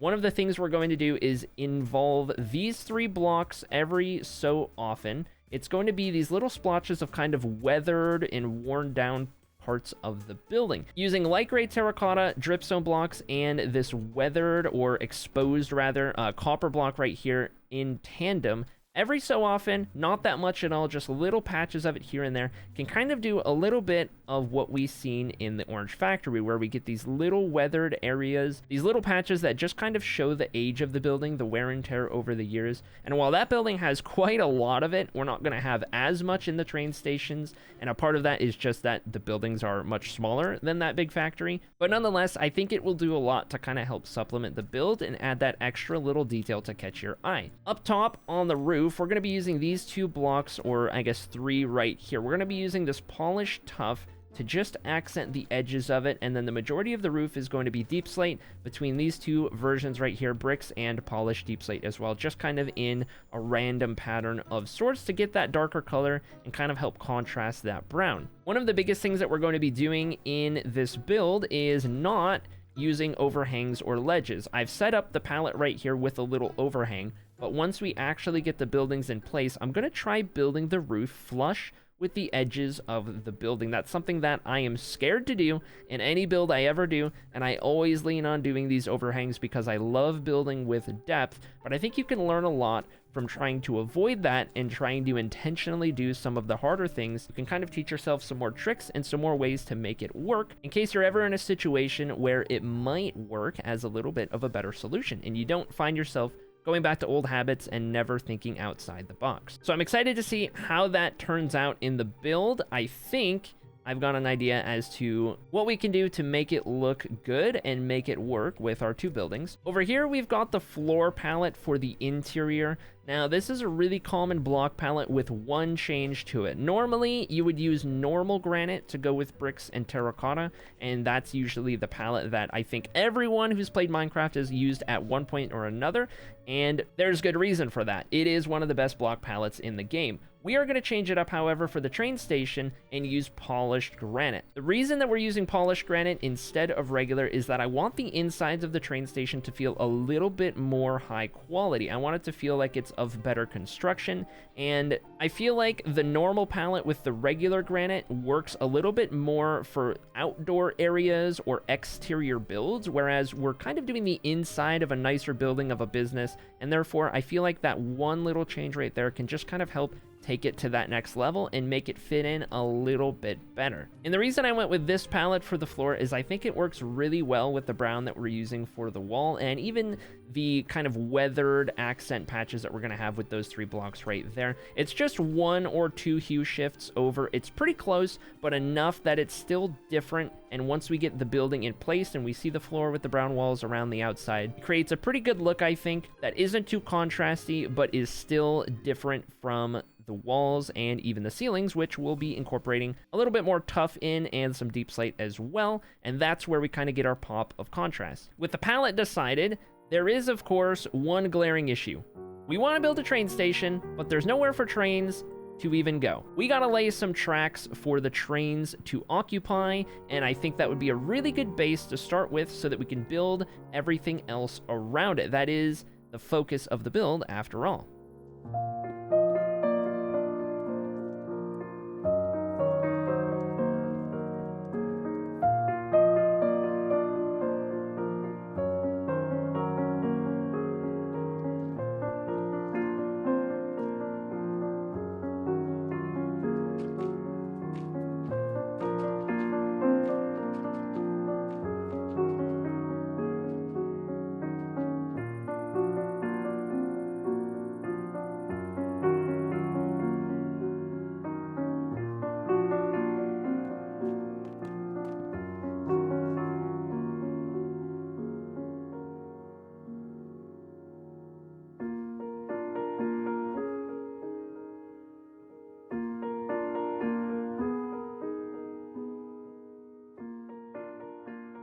Hey, if you're watching this video, there's a good chance that you're not already subscribed. If you like what we're doing in this series and want to see more of it, don't forget to subscribe to the channel. It lets me know what you want to see more of. Now, I think we're a little bit more ready to put the train station together. So again, like I've mentioned in the episode a little bit earlier, we have 2 tracks, and each one of these tracks serves a different purpose. This one on the far side from the factory and the electrical substation is going to be for the cargo trains. We're going to have our little cargo kind of a train station building over here, and then we're going to have a little road on the other side for some trucks, utility vehicles, all of that kind of stuff, right? And then on the closer track over here, right next to the factory and right next to where we're going to put a road, this will be our passenger side because, of course, it is closer to the road and other buildings and parking lot and all of that kind of stuff. So it just kind of works out well that way. One thing we are going to do with the buildings is that they are going to be kind of mirrors of one another and just have some slight tweaks for their various purposes, of course, being passenger side and cargo side. But for the most part, on the exterior, the 2 buildings are going to be identical to make up the train station, kind of 2 halves of one whole, if you will. And I think one of the fun parts of it is that we have the tracks coming down the middle of it, and it's not like everything's on one side of it. You kind of loop the trains and the railroad into the build in a way by having it shoot through the middle of it and then having either building on either side. I think it'll create a pretty cool effect for our first train station here. And yes, first train station. This one won't be the only one we do, and we'll probably end up at some point doing a really fancy kind of main grand train station at some point. That's a lot bigger and a lot cooler, but this will get us started because I feel like before we're ready to build a really big one and a really fancy one, we need to actually have a proper rail network going on in the world. Speaking of having a rail network go around the world, after and a little bit before even it gets to this train station right here, these 2 tracks are going to kind of separate from one another. I think there will be times where they kind of come together like at this train station right here, but I think we'll have the 2 separate lines going. I think for one, the passenger train will probably have more of an emphasis on having some cool views and going over bridges and things like that.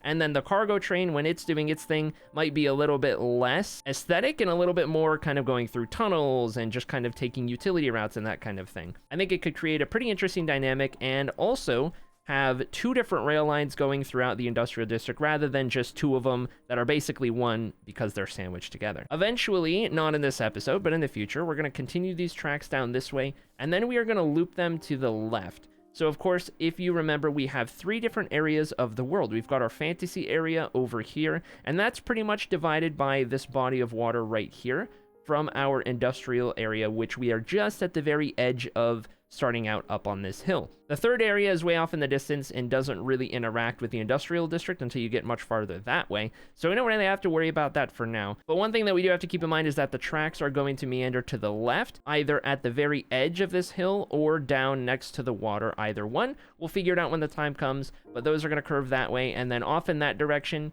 we begin to have a little bit more freedom where we can kind of go that way a little bit, and then we have all of the space off in that direction to take the tracks wherever we see fit. So I think the next step from here is going to be to get the train platforms built, and we're going to do that on either side, of course, 1 for each building. The passenger side, I think we are going to set further down in this direction, kind of towards the... where's the sun? Kind of towards the eastern part of the track right there, and then on the cargo side, we'll offset it by putting it a little bit further towards the west. And the reason that we're going to offset the buildings and the platforms themselves is because we're already mirroring the exterior for the most part. It's going to be 2 identical buildings, and so to prevent it from feeling like it's too much of a copy paste from one side to the other and too much mirroring going on, I feel like if we offset them a little bit, one further that way, one further this way, we can kind of add that little variation, that little change up into the picture right here, something that you might not even notice, but it's more of a subconscious detail that separates the 2 sides just enough while the aesthetic of the 2 remains mostly the same. So let's get these platforms built, and then we can talk about what we want to do with the 2 buildings. And just like that, platforms in place. All right, so platforms have been constructed, and this is actually a really good way that I can kind of show you what I was talking about with the varied buildings. So because they're going to be so similar on the outside, we're just going to shuffle them along the track slightly differently so we get that little bit of variation. We're going to have the edge of this building, the cargo one right here, and it's going to be, I don't know, 10, 12 blocks, whatever that comes out to the platform for the other building, and the actual building won't even start until you get about right here, and that'll be more in line with the factory. But by kind of offsetting these a little bit, we'll create a really interesting look amongst the two buildings, being they're so similar, and we don't want it to be too much of the same. So one of the things that you'll notice with the platforms is that on the cargo side, we have it wrap around the side and then the back of the building as well. And I mentioned it just briefly earlier, but I have this little grass kind of slope right here, and this is going to turn into a little driveway of sorts, a road for delivery trucks to kind of get up to the back of this building and either drop things off or pick things up to then be carried off by road, things that will interact with the cargo trains that come through here. Now, we only have the platform come around the backside of the cargo building because over on the passenger side, right at the edge of the platform over there, it's going to turn into sidewalk for the street that we're going to have past between the factory and the passenger side of the train station here. We're gonna have a street out there, we're gonna have a big sidewalk, and that's just gonna kind of naturally blend in with everything else going on. And to even add on to that, we're gonna add a small parking lot to this side of the building over here, stretching from about the end of the platform all the way over to where we have the villagers underground currently. And of course, we will have to get those guys moved once we have buildings to put them in. Now, before we get either of the buildings in place for our train station over here, I think it's important for us to lay out our roads and the parking lot and then the truck delivery area and the backside over there as well. I think having all of the roads in place, much like we did with having the rail in place, will just kind of help make the building feel more a part of the area and more embedded in what's going on around here, as opposed to if we just built the buildings up first and then started to lay some roads around there. It's not the biggest deal in the world, but I think it's just one of those little things as we watch the build come together. I think the roads coming in first will be good, and we can cap everything off with the buildings.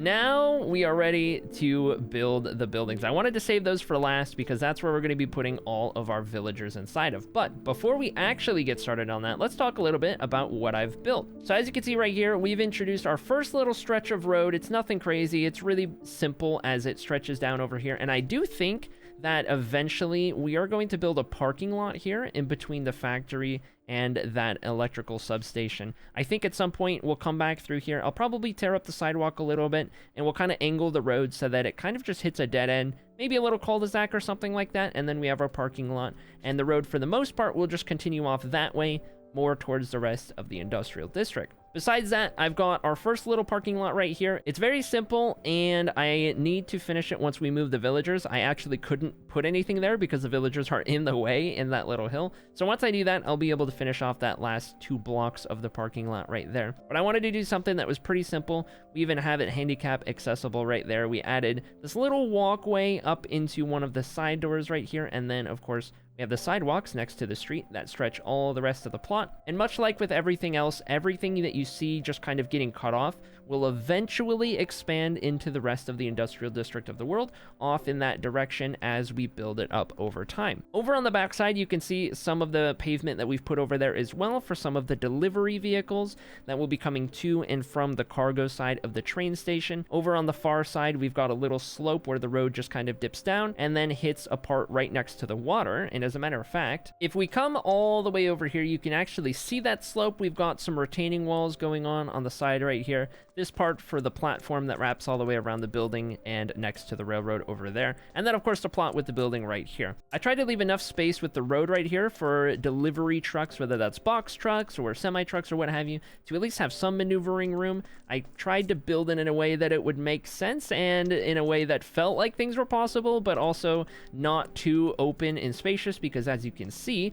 we are floating over the hill right here. The plot is not quite big enough on top of the hill to support all of this, and that does bring me to my next point. We have this huge lake right here, and we have a huge kind of river that kind of forms this little lake over on this side as well, and this happens to be right at the threshold between the fantasy part of the world over yonder and the industrial part of the world that starts right here. Now, I think long term, what I want to do is I want to dig out all of this land in between and connect these bodies of water into what will either be a pretty big lake all around or just a really wide river. And if we do it wide enough, it could be a big enough river to support cargo ships and that sort of thing that we can actually potentially build a little mini port for at the bottom of this road down here, this road that all the cargo trucks are using to get up to and from the railway station on top of the hill. I'm thinking maybe not like huge container ships that go through the ocean, but some kind of smaller cargo vessels that we can travel by water as well, and that will turn this into a hub not only where a road meets, but the railroad meets, and also the water meets as well for this kind of trifecta right on the edge of our industrial area. And that will also set us up for other areas in the rest of the industrial district as well to do other forms of water cargo, of course train cargo, with this train station kind of setting the foundation for that, and then of course the road network as well. With those plans laid out, I do think we are finally ready to build the buildings of the train station, the main piece to this plot right here. Before we do that, however, we have to turn our attention to the Patreon forest behind me off in the yonder distance. We've got another tree to build.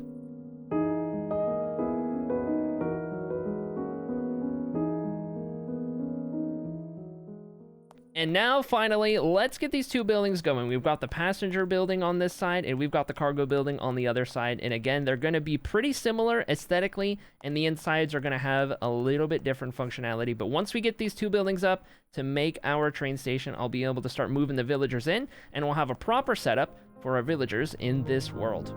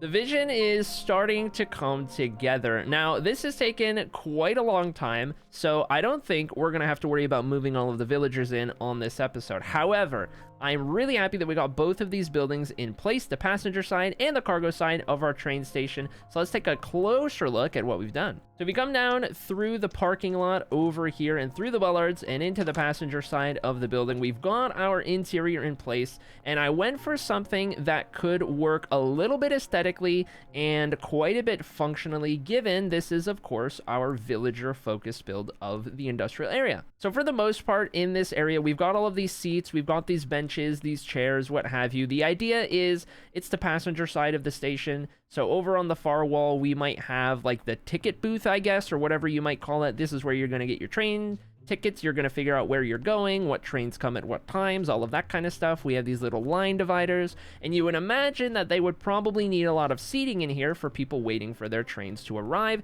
especially if they don't want to wait outside. Now, behind the counter here on either side, we've split these all up using these fence gates, both because they do look good in this case, of course, but also because we want to put villagers in each of these areas. So each of these little pockets behind the counter will have a villager, and I've yet to figure out which villagers we're going to put in this building specifically, but I feel like the librarians kind of make the most sense for kind of, you know, the ticket area of the train station. So it could very well be villagers. Maybe we'll decide something else. The good news is we don't have to worry about that quite yet, but this will be the first little bit of villagers that we see come into the build, and that'll be over on the passenger side. Something I had to do with the windows is find a way to kind of make them work on the inside. We use this technique that I used over in the orange factory, and if you remember that as well, we double layer glass panes. So if I come outside, you can kind of see it a little bit better, right? But we're using this technique to kind of make glass panes but smaller, right? We're turning one glass pane into two in each of the areas in which it happens, in which we overlay kind of two layers of glass panes, right? And technically, we have more normal glass panes behind the wall here around the edges, except for up top. And the reason I did that was I kind of wanted to give the windows this little bit of a curved or arched top sort of a look to it. And you gotta kind of get creative. You gotta use your imagination because the actual mud doesn't do that. It's pretty rectangular, but if you look at it from far away and you get the right view of the glass panes themselves, the more prominent ones, which are of course the regular ones, it almost looks like we have this curve in the windows. That's what I was trying to replicate there, and it kind of works. It's not the worst thing ever, so I went ahead and kept it in there. But we have this kind of double glass pane look to it everywhere, which just kind of shrinks the windows down that ever little bit. Instead of having big glass panes and what might turn out to be, you know, 6 in a window, all of a sudden we get double that, right? And we have smaller glass panes, and it just kind of works to make the build feel a little bit more modern and a little bit less Minecrafty, I guess, if that makes sense. I mean, of course, it's all Minecrafty. We're in Minecraft, but anything you could do to try and make a build feel a little bit less like a Minecraft build and a little bit more like what it's trying to be. I don't know if that makes sense. Anyway, that's something I keep in mind. I think the windows really do that. On the inside, I added these dark oak trapdoors around the tops and the bottoms of them, just to kind of add these little accents or these little kind of windowsills, I guess, something to make it feel a little bit more a part of the build on the inside, because without them, the double layered windows just look so out of place. So I hope it helps. It does add a little bit of contrast with that dark oak color around the walls, which I do like, and that's a theme that you'll see occur in the other building as well. Speaking of the other building, we're over here on the cargo side, and before we go in, I want to show the back side of our passenger side of the building. We have this little overhang right here next to the doors in case it's raining or anything like that. Just a little spot right there. A couple more benches on the outside, and then we of course have these light posts dotted along the platform on either side of the station as well for when it's a little bit dark out. So if we come down here on the cargo side of our train station, we have these cargo doors right here, or garage doors, and I kind of went about it in a pretty dynamic way. I wanted some of them closed, some of them open, some of them kind of somewhere in between, and I went as far as to do up all of these chains and try to represent these little garage door openers that can kind of work to operate these doors, or maybe just chains that you pull on, you know, as an employee here or whatever it might be. In the middle, we have this little transfer area. The idea was that it was kind of like a conveyor belt, or at least something that you could kind of, you know, meander a big cargo container across. So for example, if we have like a cargo train here and you need to transfer it to a semi-truck, or you have a truck out back and you need to transfer it onto the train, this might be the door right here in the middle where you can kind of push it along. We have these like little rollers, was kind of what I was going for with the anvil. Again, you got to use your imagination a little bit, but I do think it works pretty well. So we have this little cargo container. This might be where it hooks up to like the back of a semi-truck if it's on the trailer. It's got some graffiti on it on both sides. Tried everything we could to kind of make it feel like it is one of those cargo containers, and I think we did a pretty decent job. We'll definitely see more of these be built and come to life down next to the water once we really focus on that part of the area, but that will itself be its own episode. In the rest of the building, we did a bunch of shelves over here, something simple, just using bamboo trapdoors and scaffolding to kind of create this industrial shelf sort of look to it, and I could have filled it up with some chests and barrels and everything, but I felt like the empty shelves kind of spoke enough or really presented itself well enough that we didn't really need to fill it in, especially given over here on the other side we do have a bunch of storage. We have these big crates full of smaller crates, at least was the idea that I was going for. Lots of these bee nests or beehives or whichever one the fancy looking ones are with signs around them, just as another crate, you know, along with the usual note blocks and then the obvious choices of chests and barrels. The more variation we can get in there, the better, and the more we're able to kind of bring it to life. And right here, finally on the inside of the cargo area, this is where we are going to be shifting our focus next in the following episode. This is where we're going to put the majority of our villagers, as well as some of the automated villager farms. I'm thinking like a wheat farm, a potato farm, a carrot farm, all of the food that villagers can farm, as well as an automated melon and pumpkin system. I do think melons and pumpkins are going to be the way we get emeralds going forward for any of the trades we need, whether that's with librarians, whether that's with stonemasons for all of the things they do, or what have you, anything villager related. I think melons and pumpkins are going to be the way to go. So all of that's going to take place underneath, and because the train station build here is definitely like an aesthetic first, function second sort of a project, there was no way I was going to fit all of this inside either of the buildings or both of them combined.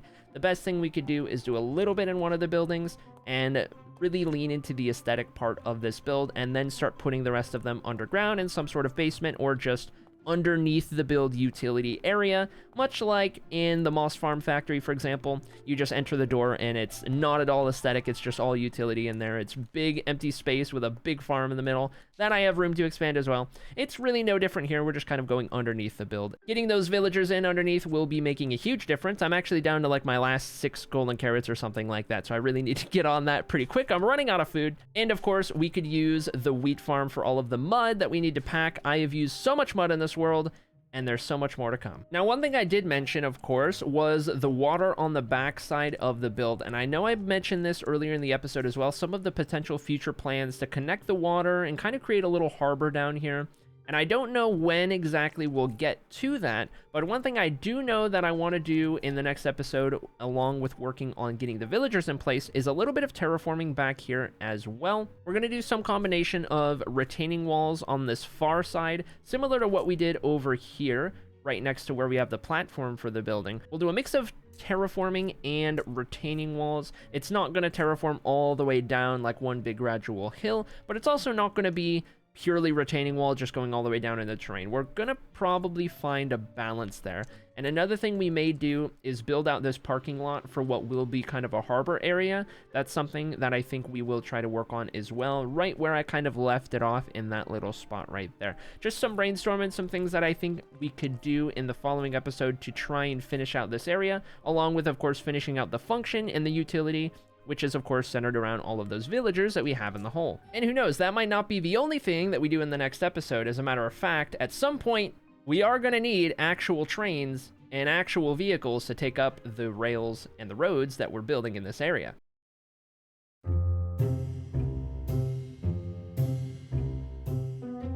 In this episode of Inspire, it's time to get all of these guys out of this hole. As you can see, it's gone pretty poorly. Some of them have since passed. They're running low on oxygen. There's no food down here. It's kind of rough. And so it's time to turn our attention above ground. In the last episode, we put together the train station, of which there are 2 parts. We've got the passenger side and the cargo side, of course. And if you guys watched that episode, you'll know that on the passenger side, we are going to put some of the villagers in here behind the little ticket booth counter thing, whatever we want to call it. And I'm thinking those will be our librarians. As for the rest of them, we're putting them on the cargo side, and they're just going to be put underground again.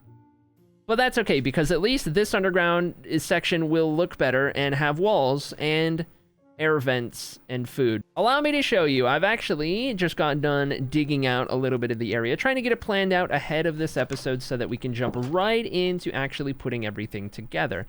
Here on the cargo side, we've got this staircase that goes right down underground where, yes, we are underneath the terrain just a little bit, don't mind it. And over here, I've dug out a little bit of a plan for where we're going to start putting the rest of our villagers. You'll notice that I have a couple different hallways with a bunch of different slots in them. This is, you know, standard villager trading hall kind of shenanigans that we have going on. But allow me to introduce what exactly this is going to look like. So as you come down the staircase, on the left, we are going to have an entire area dedicated to stonemasons. So this is any time that we might need polished andesite granite diorite, maybe some terracottas, anything like that. Bricks especially, we'll have a bunch of these guys over here to do a bunch of trades with 20 of them to be specific.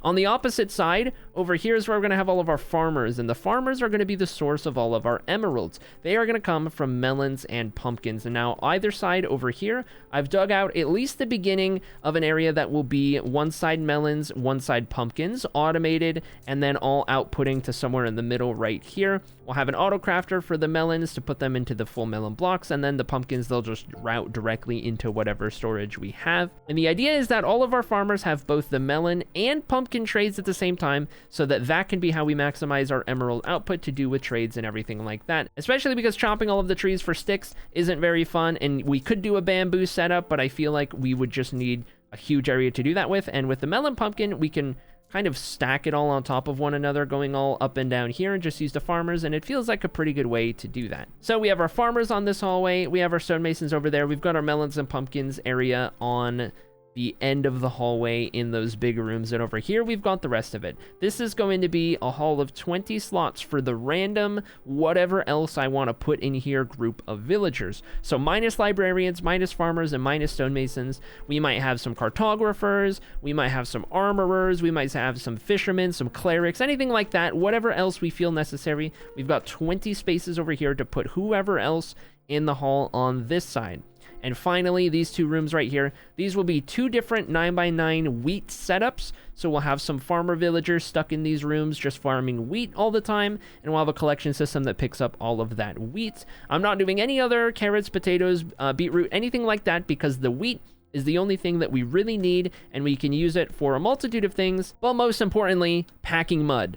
Lots and lots of packed mud. So we've got two wheat setups there. We've got 3 different hallways for the villagers. We've got our melons and pumpkins for emeralds. This should work out pretty well for the bulk of our villager trading hall underneath the train station build. Now, if we come back down here to where we have all of our villagers, you'll notice that some of them have been zombified. They did get infiltrated just a little bit. I've had to close up that gap in the parking lot just a little bit. But you know what? This is fine, because I do intend to heal all of the villagers one time over, just to get a little bit of a better deal on everything. So we've already kind of got a start right here, and because they're in minecarts, they shouldn't despawn. At least if they do, I'll be pretty sad. And we just need to start gearing up on some of the potions and golden apples and everything like that. That'll be something that I kind of grind away at and take care of, probably not showing on the video just because it's a bit too grindy, but it is a plan, and we do already have a little bit of a start. The first thing I want to get done in this episode is to get these villagers moved underground or into their appropriate building over yonder, so that we can have them kind of all positioned and ready to go. So this villager trading hall is definitely the high priority. Once we do that, we can get to some of the fun stuff, including building a little bit more around the train station that we put together in the last episode.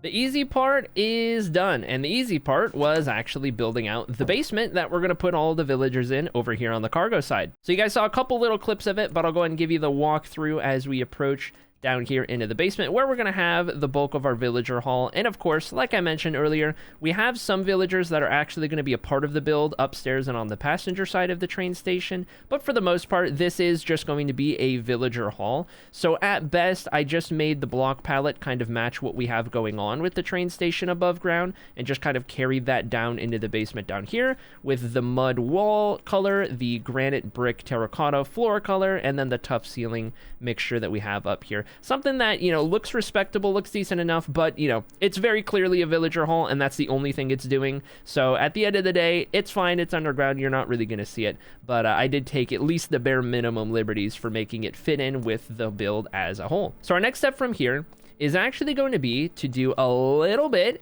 of some redstone. Down here at the end of this hallway, where I have not completed the wall, is, of course, our melon and pumpkin setup. At least it's where we will put those setups, and we're of course going to automate both sides so that we have effectively 3 floors of melon on one side, 3 floors of pumpkin on the other side.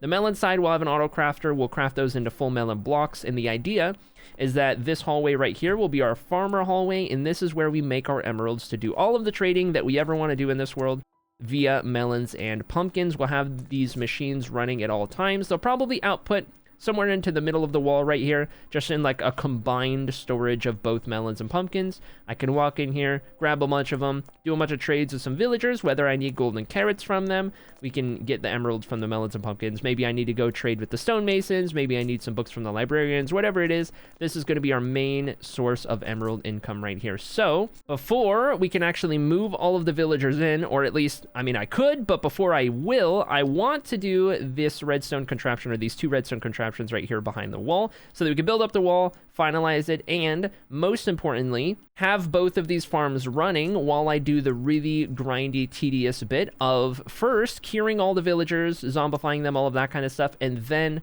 moving them down into their final places down here. Not to mention, I don't have this many villagers yet, so I still have to let the villager breeder run for a little bit, and all of that's going to take quite a lot of time, quite a lot of just tedious sitting around waiting for things to happen. So if we can get these farms in place, they can start building up a really big backlog in the meantime, which I think would benefit us for, you know, having all the villagers in place and being able to do a bunch of trades right away to really get the ball rolling. So upstairs in my little prep area on the floor here, we've got a bunch of melon and pumpkin seeds. We've got a bunch of dirt to be placing down there for them to grow on, some bone meal, of course, and all of, at least I think, all of the redstone materials that we're going to be using. So the idea is each kind of module, if you will, is a 9x9 area, -1 for where we're going to have the water. That comes out to roughly 40 observers, 40 pistons, if I'm thinking of this correctly. And we're going to have 3 modules on either side. 3 things of melon, 3 floors of melon, 3 modules, whatever you want to call it, and 3 of pumpkin on the opposite side. And then I just tried to kind of ballpark what we would need in terms of minecart stuff, some extra redstone, the 1 crafter, some hoppers, all of that as well. So there's a chance I might need to go get more, but this should at least get a good chunk of it sorted and started so that we can get those modules in place. It has been a couple episodes since we've done some redstone in the middle of an episode, but I do want to do this together so you guys can kind of see how we're going to do all of this. And of course, if you remember from the earlier episodes, one of our goals in this world is to do all of our redstone without any tutorials. So we are going to try and figure this out as we go. Though, thankfully, in this episode's case, a melon pumpkin setup is one of the easiest things you can do. All right, so I've gone ahead and set up the 3 modules on each side, the melon and pumpkin side. I tried to get some of this basic stuff out of the way so that we can start to focus on the redstone without worrying about any of this. What I've got is the 3 layers of dirt, as you can see all the way down there, and I did dig out some extra room, so if in the future I decide that I want to put more modules on either side, if I'm not happy with the output rate or anything like that, there is enough room to put 1 more on either side. I think for now the 3 will be plenty, but we'll see. We at least have the option. We've got the dirt for all of the melons and pumpkins to be sitting on this layer right here. Just below it, we've got 1 block of air, and that's actually going to be where the minecart collection system rolls underneath where we have the dirt right here. So I've set this up with some dark oak slabs to just kind of support where the minecart rails are going to be, where the minecart goes, and then these little flare-outs on the back end right here. This would just be where the minecart hits the wall and then reverts back to the other direction, you know, when you do couple powered rails right there. And we have the same thing on the opposite side. That's going to be where the system dumps everything that it collects into to then make its way either on the melon side into the auto crafter and then to storage, or on the pumpkin side just into the storage, which will be accessible in this wall right here in the hallway, because once this is done, it's going to be fully closed off from the rest of the area, fully hidden in the walls. So I've done this on both sides. We've got all of these set up. I've also placed a water in here and a block of glowstone on each floor, which I think will provide enough light for these 9x9 areas to be all accounted for. I'm wondering if I want to put solid blocks around the base of it right here so any melons and pumpkins don't go flying off the side when they are broken by the pistons. Not sure exactly how we'll do it, but I wanted to get us set up enough that we could start to focus on the redstone here, and I can kind of show you guys how this is going to work. So for starters, there is about 6 or 7 layers in which we are using for each of these modules. Starting at the very top opening right up here, this is where we're going to have a bunch of different redstone dust. It's just going to be like a checkerboard of redstone dust, and air is effectively what that top layer is going to do. And that is going to work in conjunction with all of our observers and pistons, which sit on the next layer below. We're going to have the redstone dust being triggered from the observers that read when something grows. It's going to trigger the pistons, which are facing down, and those pistons are going to be going right into the melons or pumpkins and breaking them so that the minecart underneath can collect them from below. So that third area is where our melons or pumpkins grow. It's where the melon and pumpkin stems are. Of course, we have the dirt that they grow on for that 4th layer. The 5th one is the minecarts that are moving about. And that 6th one is the base for the minecart rails. So we're using dark oak slabs, and I'm going to mix in some redstone blocks to power any of the powered rails that we have throughout here. Haven't gotten to that part yet, but you will see that kind of come into play a little bit later on. And then another thing that I decided was to leave 1 block gap underneath where we have the minecart rails and subsequent redstone blocks, just so we'd have a full air block here before we get to the next set, which would be, of course, the redstone dust, all of the different modules, everything like that. So with that in mind, I just repeated that process a couple times over on each side to give us these 3 platforms that look identical on either side, 1 for melon, 1 for pumpkin. And now we can start placing some of the contraption. The first thing that we're going to want to do is figure out exactly where we want the seeds to be growing and where we want there to be areas for the melons and pumpkins to go to. And it's really just a checkerboard. I don't imagine that there's any right or wrong way to go about it, especially in an automated setup like this, where as soon as something grows, it's instantly collected. So it's not like we need to min-max the actual spaces across this 9x9 in such a manner that it is, you know, it can grow fully and have the most possible things on there. It's not really going to matter. We're just going to checkerboard the whole thing across, and that will kind of determine where our observers go and where our pistons go. So now that we have half of this whole thing tilled in this checkerboard pattern, this kind of lets us know where the observers are going and where the pistons are going. So the biggest thing is that we're going to do the pistons facing down, right above each of these non-tilled blocks, because this is where the melons or pumpkins can actually grow. We don't want the pistons above where the seeds are because they will break the seeds, and well, we'd have to come and manually replant them, but this is going to be how we collect them. So pistons on the checkerboard where it's not tilled, and it's going to be a little tedious to place because it is directional, but that leads us to the observers, of which go above the tilled blocks. The observers are going to be facing down on the seeds, and they're basically going to read when the seed grows something. The observer is going to send a pulse. That's going to go on to the redstone dust, which sits on each piston, and therefore powers the piston down, and the process repeats. Another one grows somewhere, powers the pistons. The pistons break the grown melon or pumpkin, and then the minecart collects it, and then it just continues from there. Very simple, very easy to do, and I'm going to go ahead and get this whole floor laid out so you can kind of see what it looks like.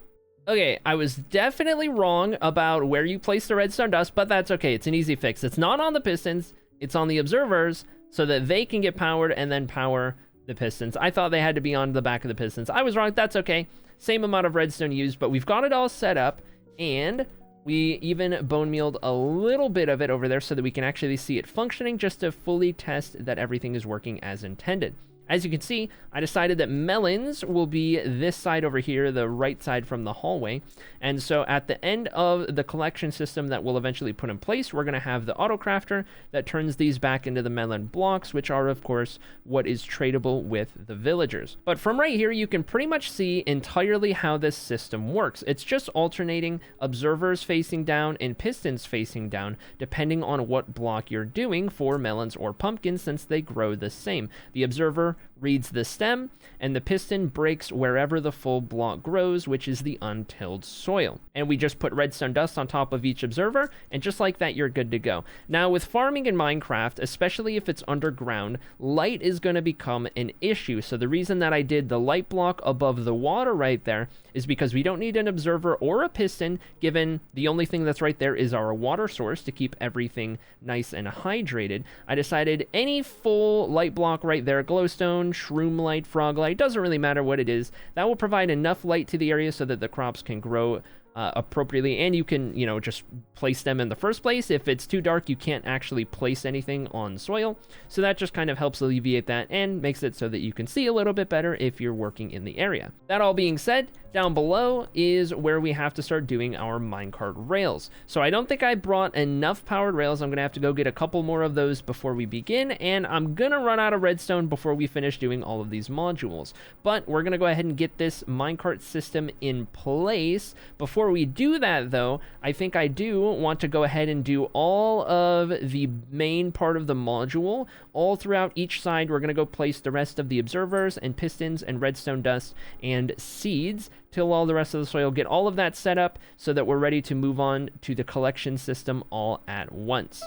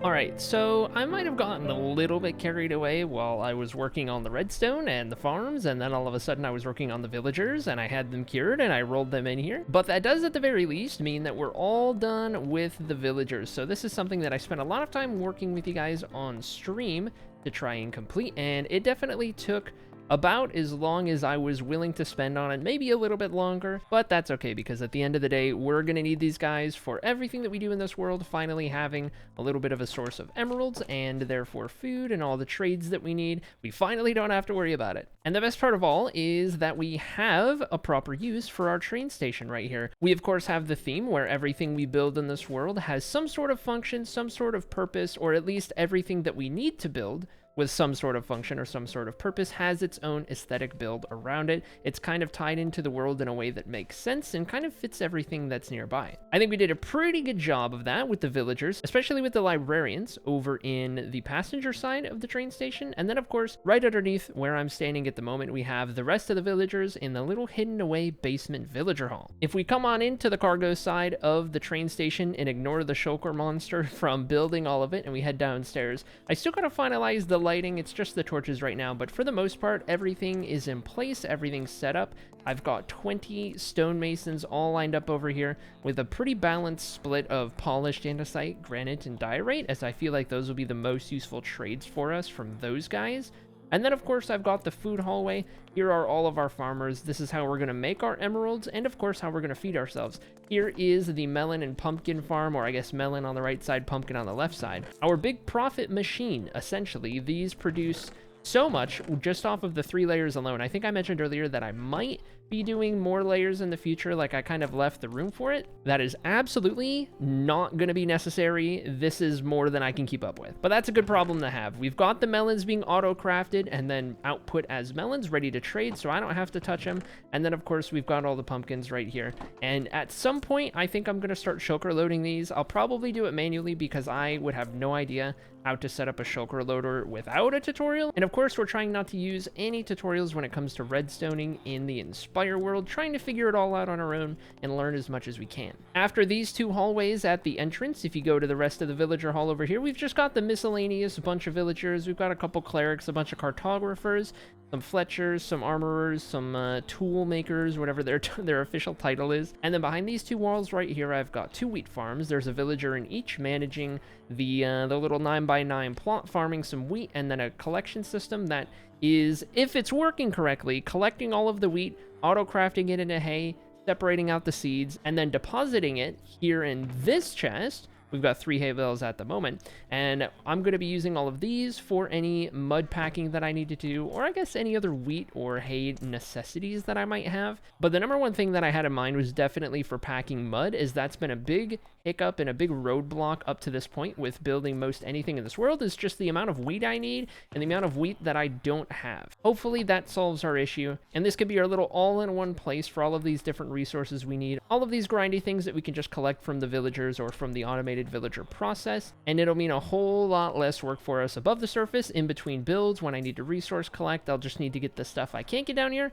but we'll be good. All that being said, now that the villagers are taken care of and the train station actually has the functionality that we meant to hide inside of it, that means we're at a place where we can start to switch our focus to more aesthetic building, getting some more things in here to pretty the world up a little bit and add to one of our 3 areas. As for what next episode entails, well, I was thinking at some point soon, we definitely want to expand the railroad and the hill on the backside. You can even see how the parking lot kind of hangs off into the air on that side of the plateau that we're sitting on right now. And I think alongside expanding the railroad, we of course need a train for this area. Now, I've never built a train in Minecraft before, but I've seen a couple people who have, and trains, when done right in this game, can look really, really cool. So I would love to have my hand at one in the near future. However, when it comes to the next episode, we've got some different plans that came up, as did the Sky. But over in the Twitch stream, we added a new channel point redemption for all of you guys who watch the stream and hang out and collect those over time. And that redeem is to suggest a build idea for the world of Inspire right here. And I only had that redeem for maybe a couple days before somebody redeemed it, so looks like we're already getting some input as to what we should add in the world. As for what that suggestion is, well, I think I might just make you wait until the next episode to find out what it is, but I'll give you a hint. We'll be heading back over to the fantasy part of the world to do a little bit more work over there. Now, this next build that we do over in the fantasy area, it'll be one of the first that we do that doesn't have an express redstone or utility purpose hidden inside or underneath it. We're talking a completely aesthetic, just for the looks, just for the experience build. And I do think that'll be a nice change of pace after doing an episode like this where it was pretty much the opposite and we didn't really do any building, just worked with villagers. It was really annoying and it took way too long to get done. Speaking of how long it took to get done, I want to take a moment real quick at the end of the episode here to inform you guys a little bit about what's been going on and why it's been so long since we got an upload here on the Inspire series. For one, the biggest thing that got in the way was the fact that I've been doing a subathon over on Twitch, and that lasted about 110 days, plus a little bit more for a couple days where I couldn't stream, and then a couple weeks where I was moving in real life. But overall, it took like an entire chunk out of the year, and it ended up being way longer than I anticipated.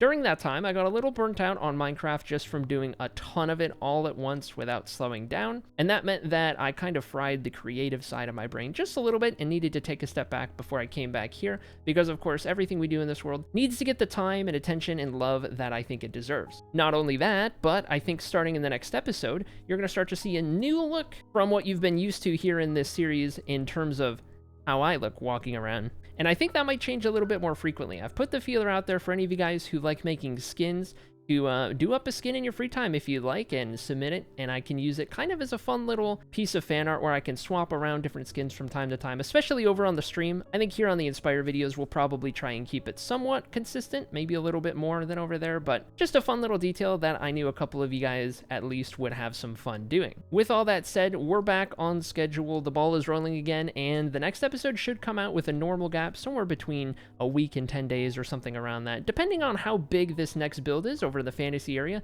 Who knows? I've got some big ideas for it, and it could get out of control, but hopefully we keep it self-contained in one single episode. And now that you're fully caught up on everything, I hope you guys enjoyed this crazy episode that took way too long for it to release. We got the villagers done. Hopefully you got a little inspired by something, but next time we're out here, I can't wait because we'll be getting back into the big swing of things, doing some creative things, doing some fun builds, and I cannot wait. Of course, thank you to everyone who supports the content over on Patreon. It's thanks to you guys I can do this. And as always, I will see you guys in the next episode.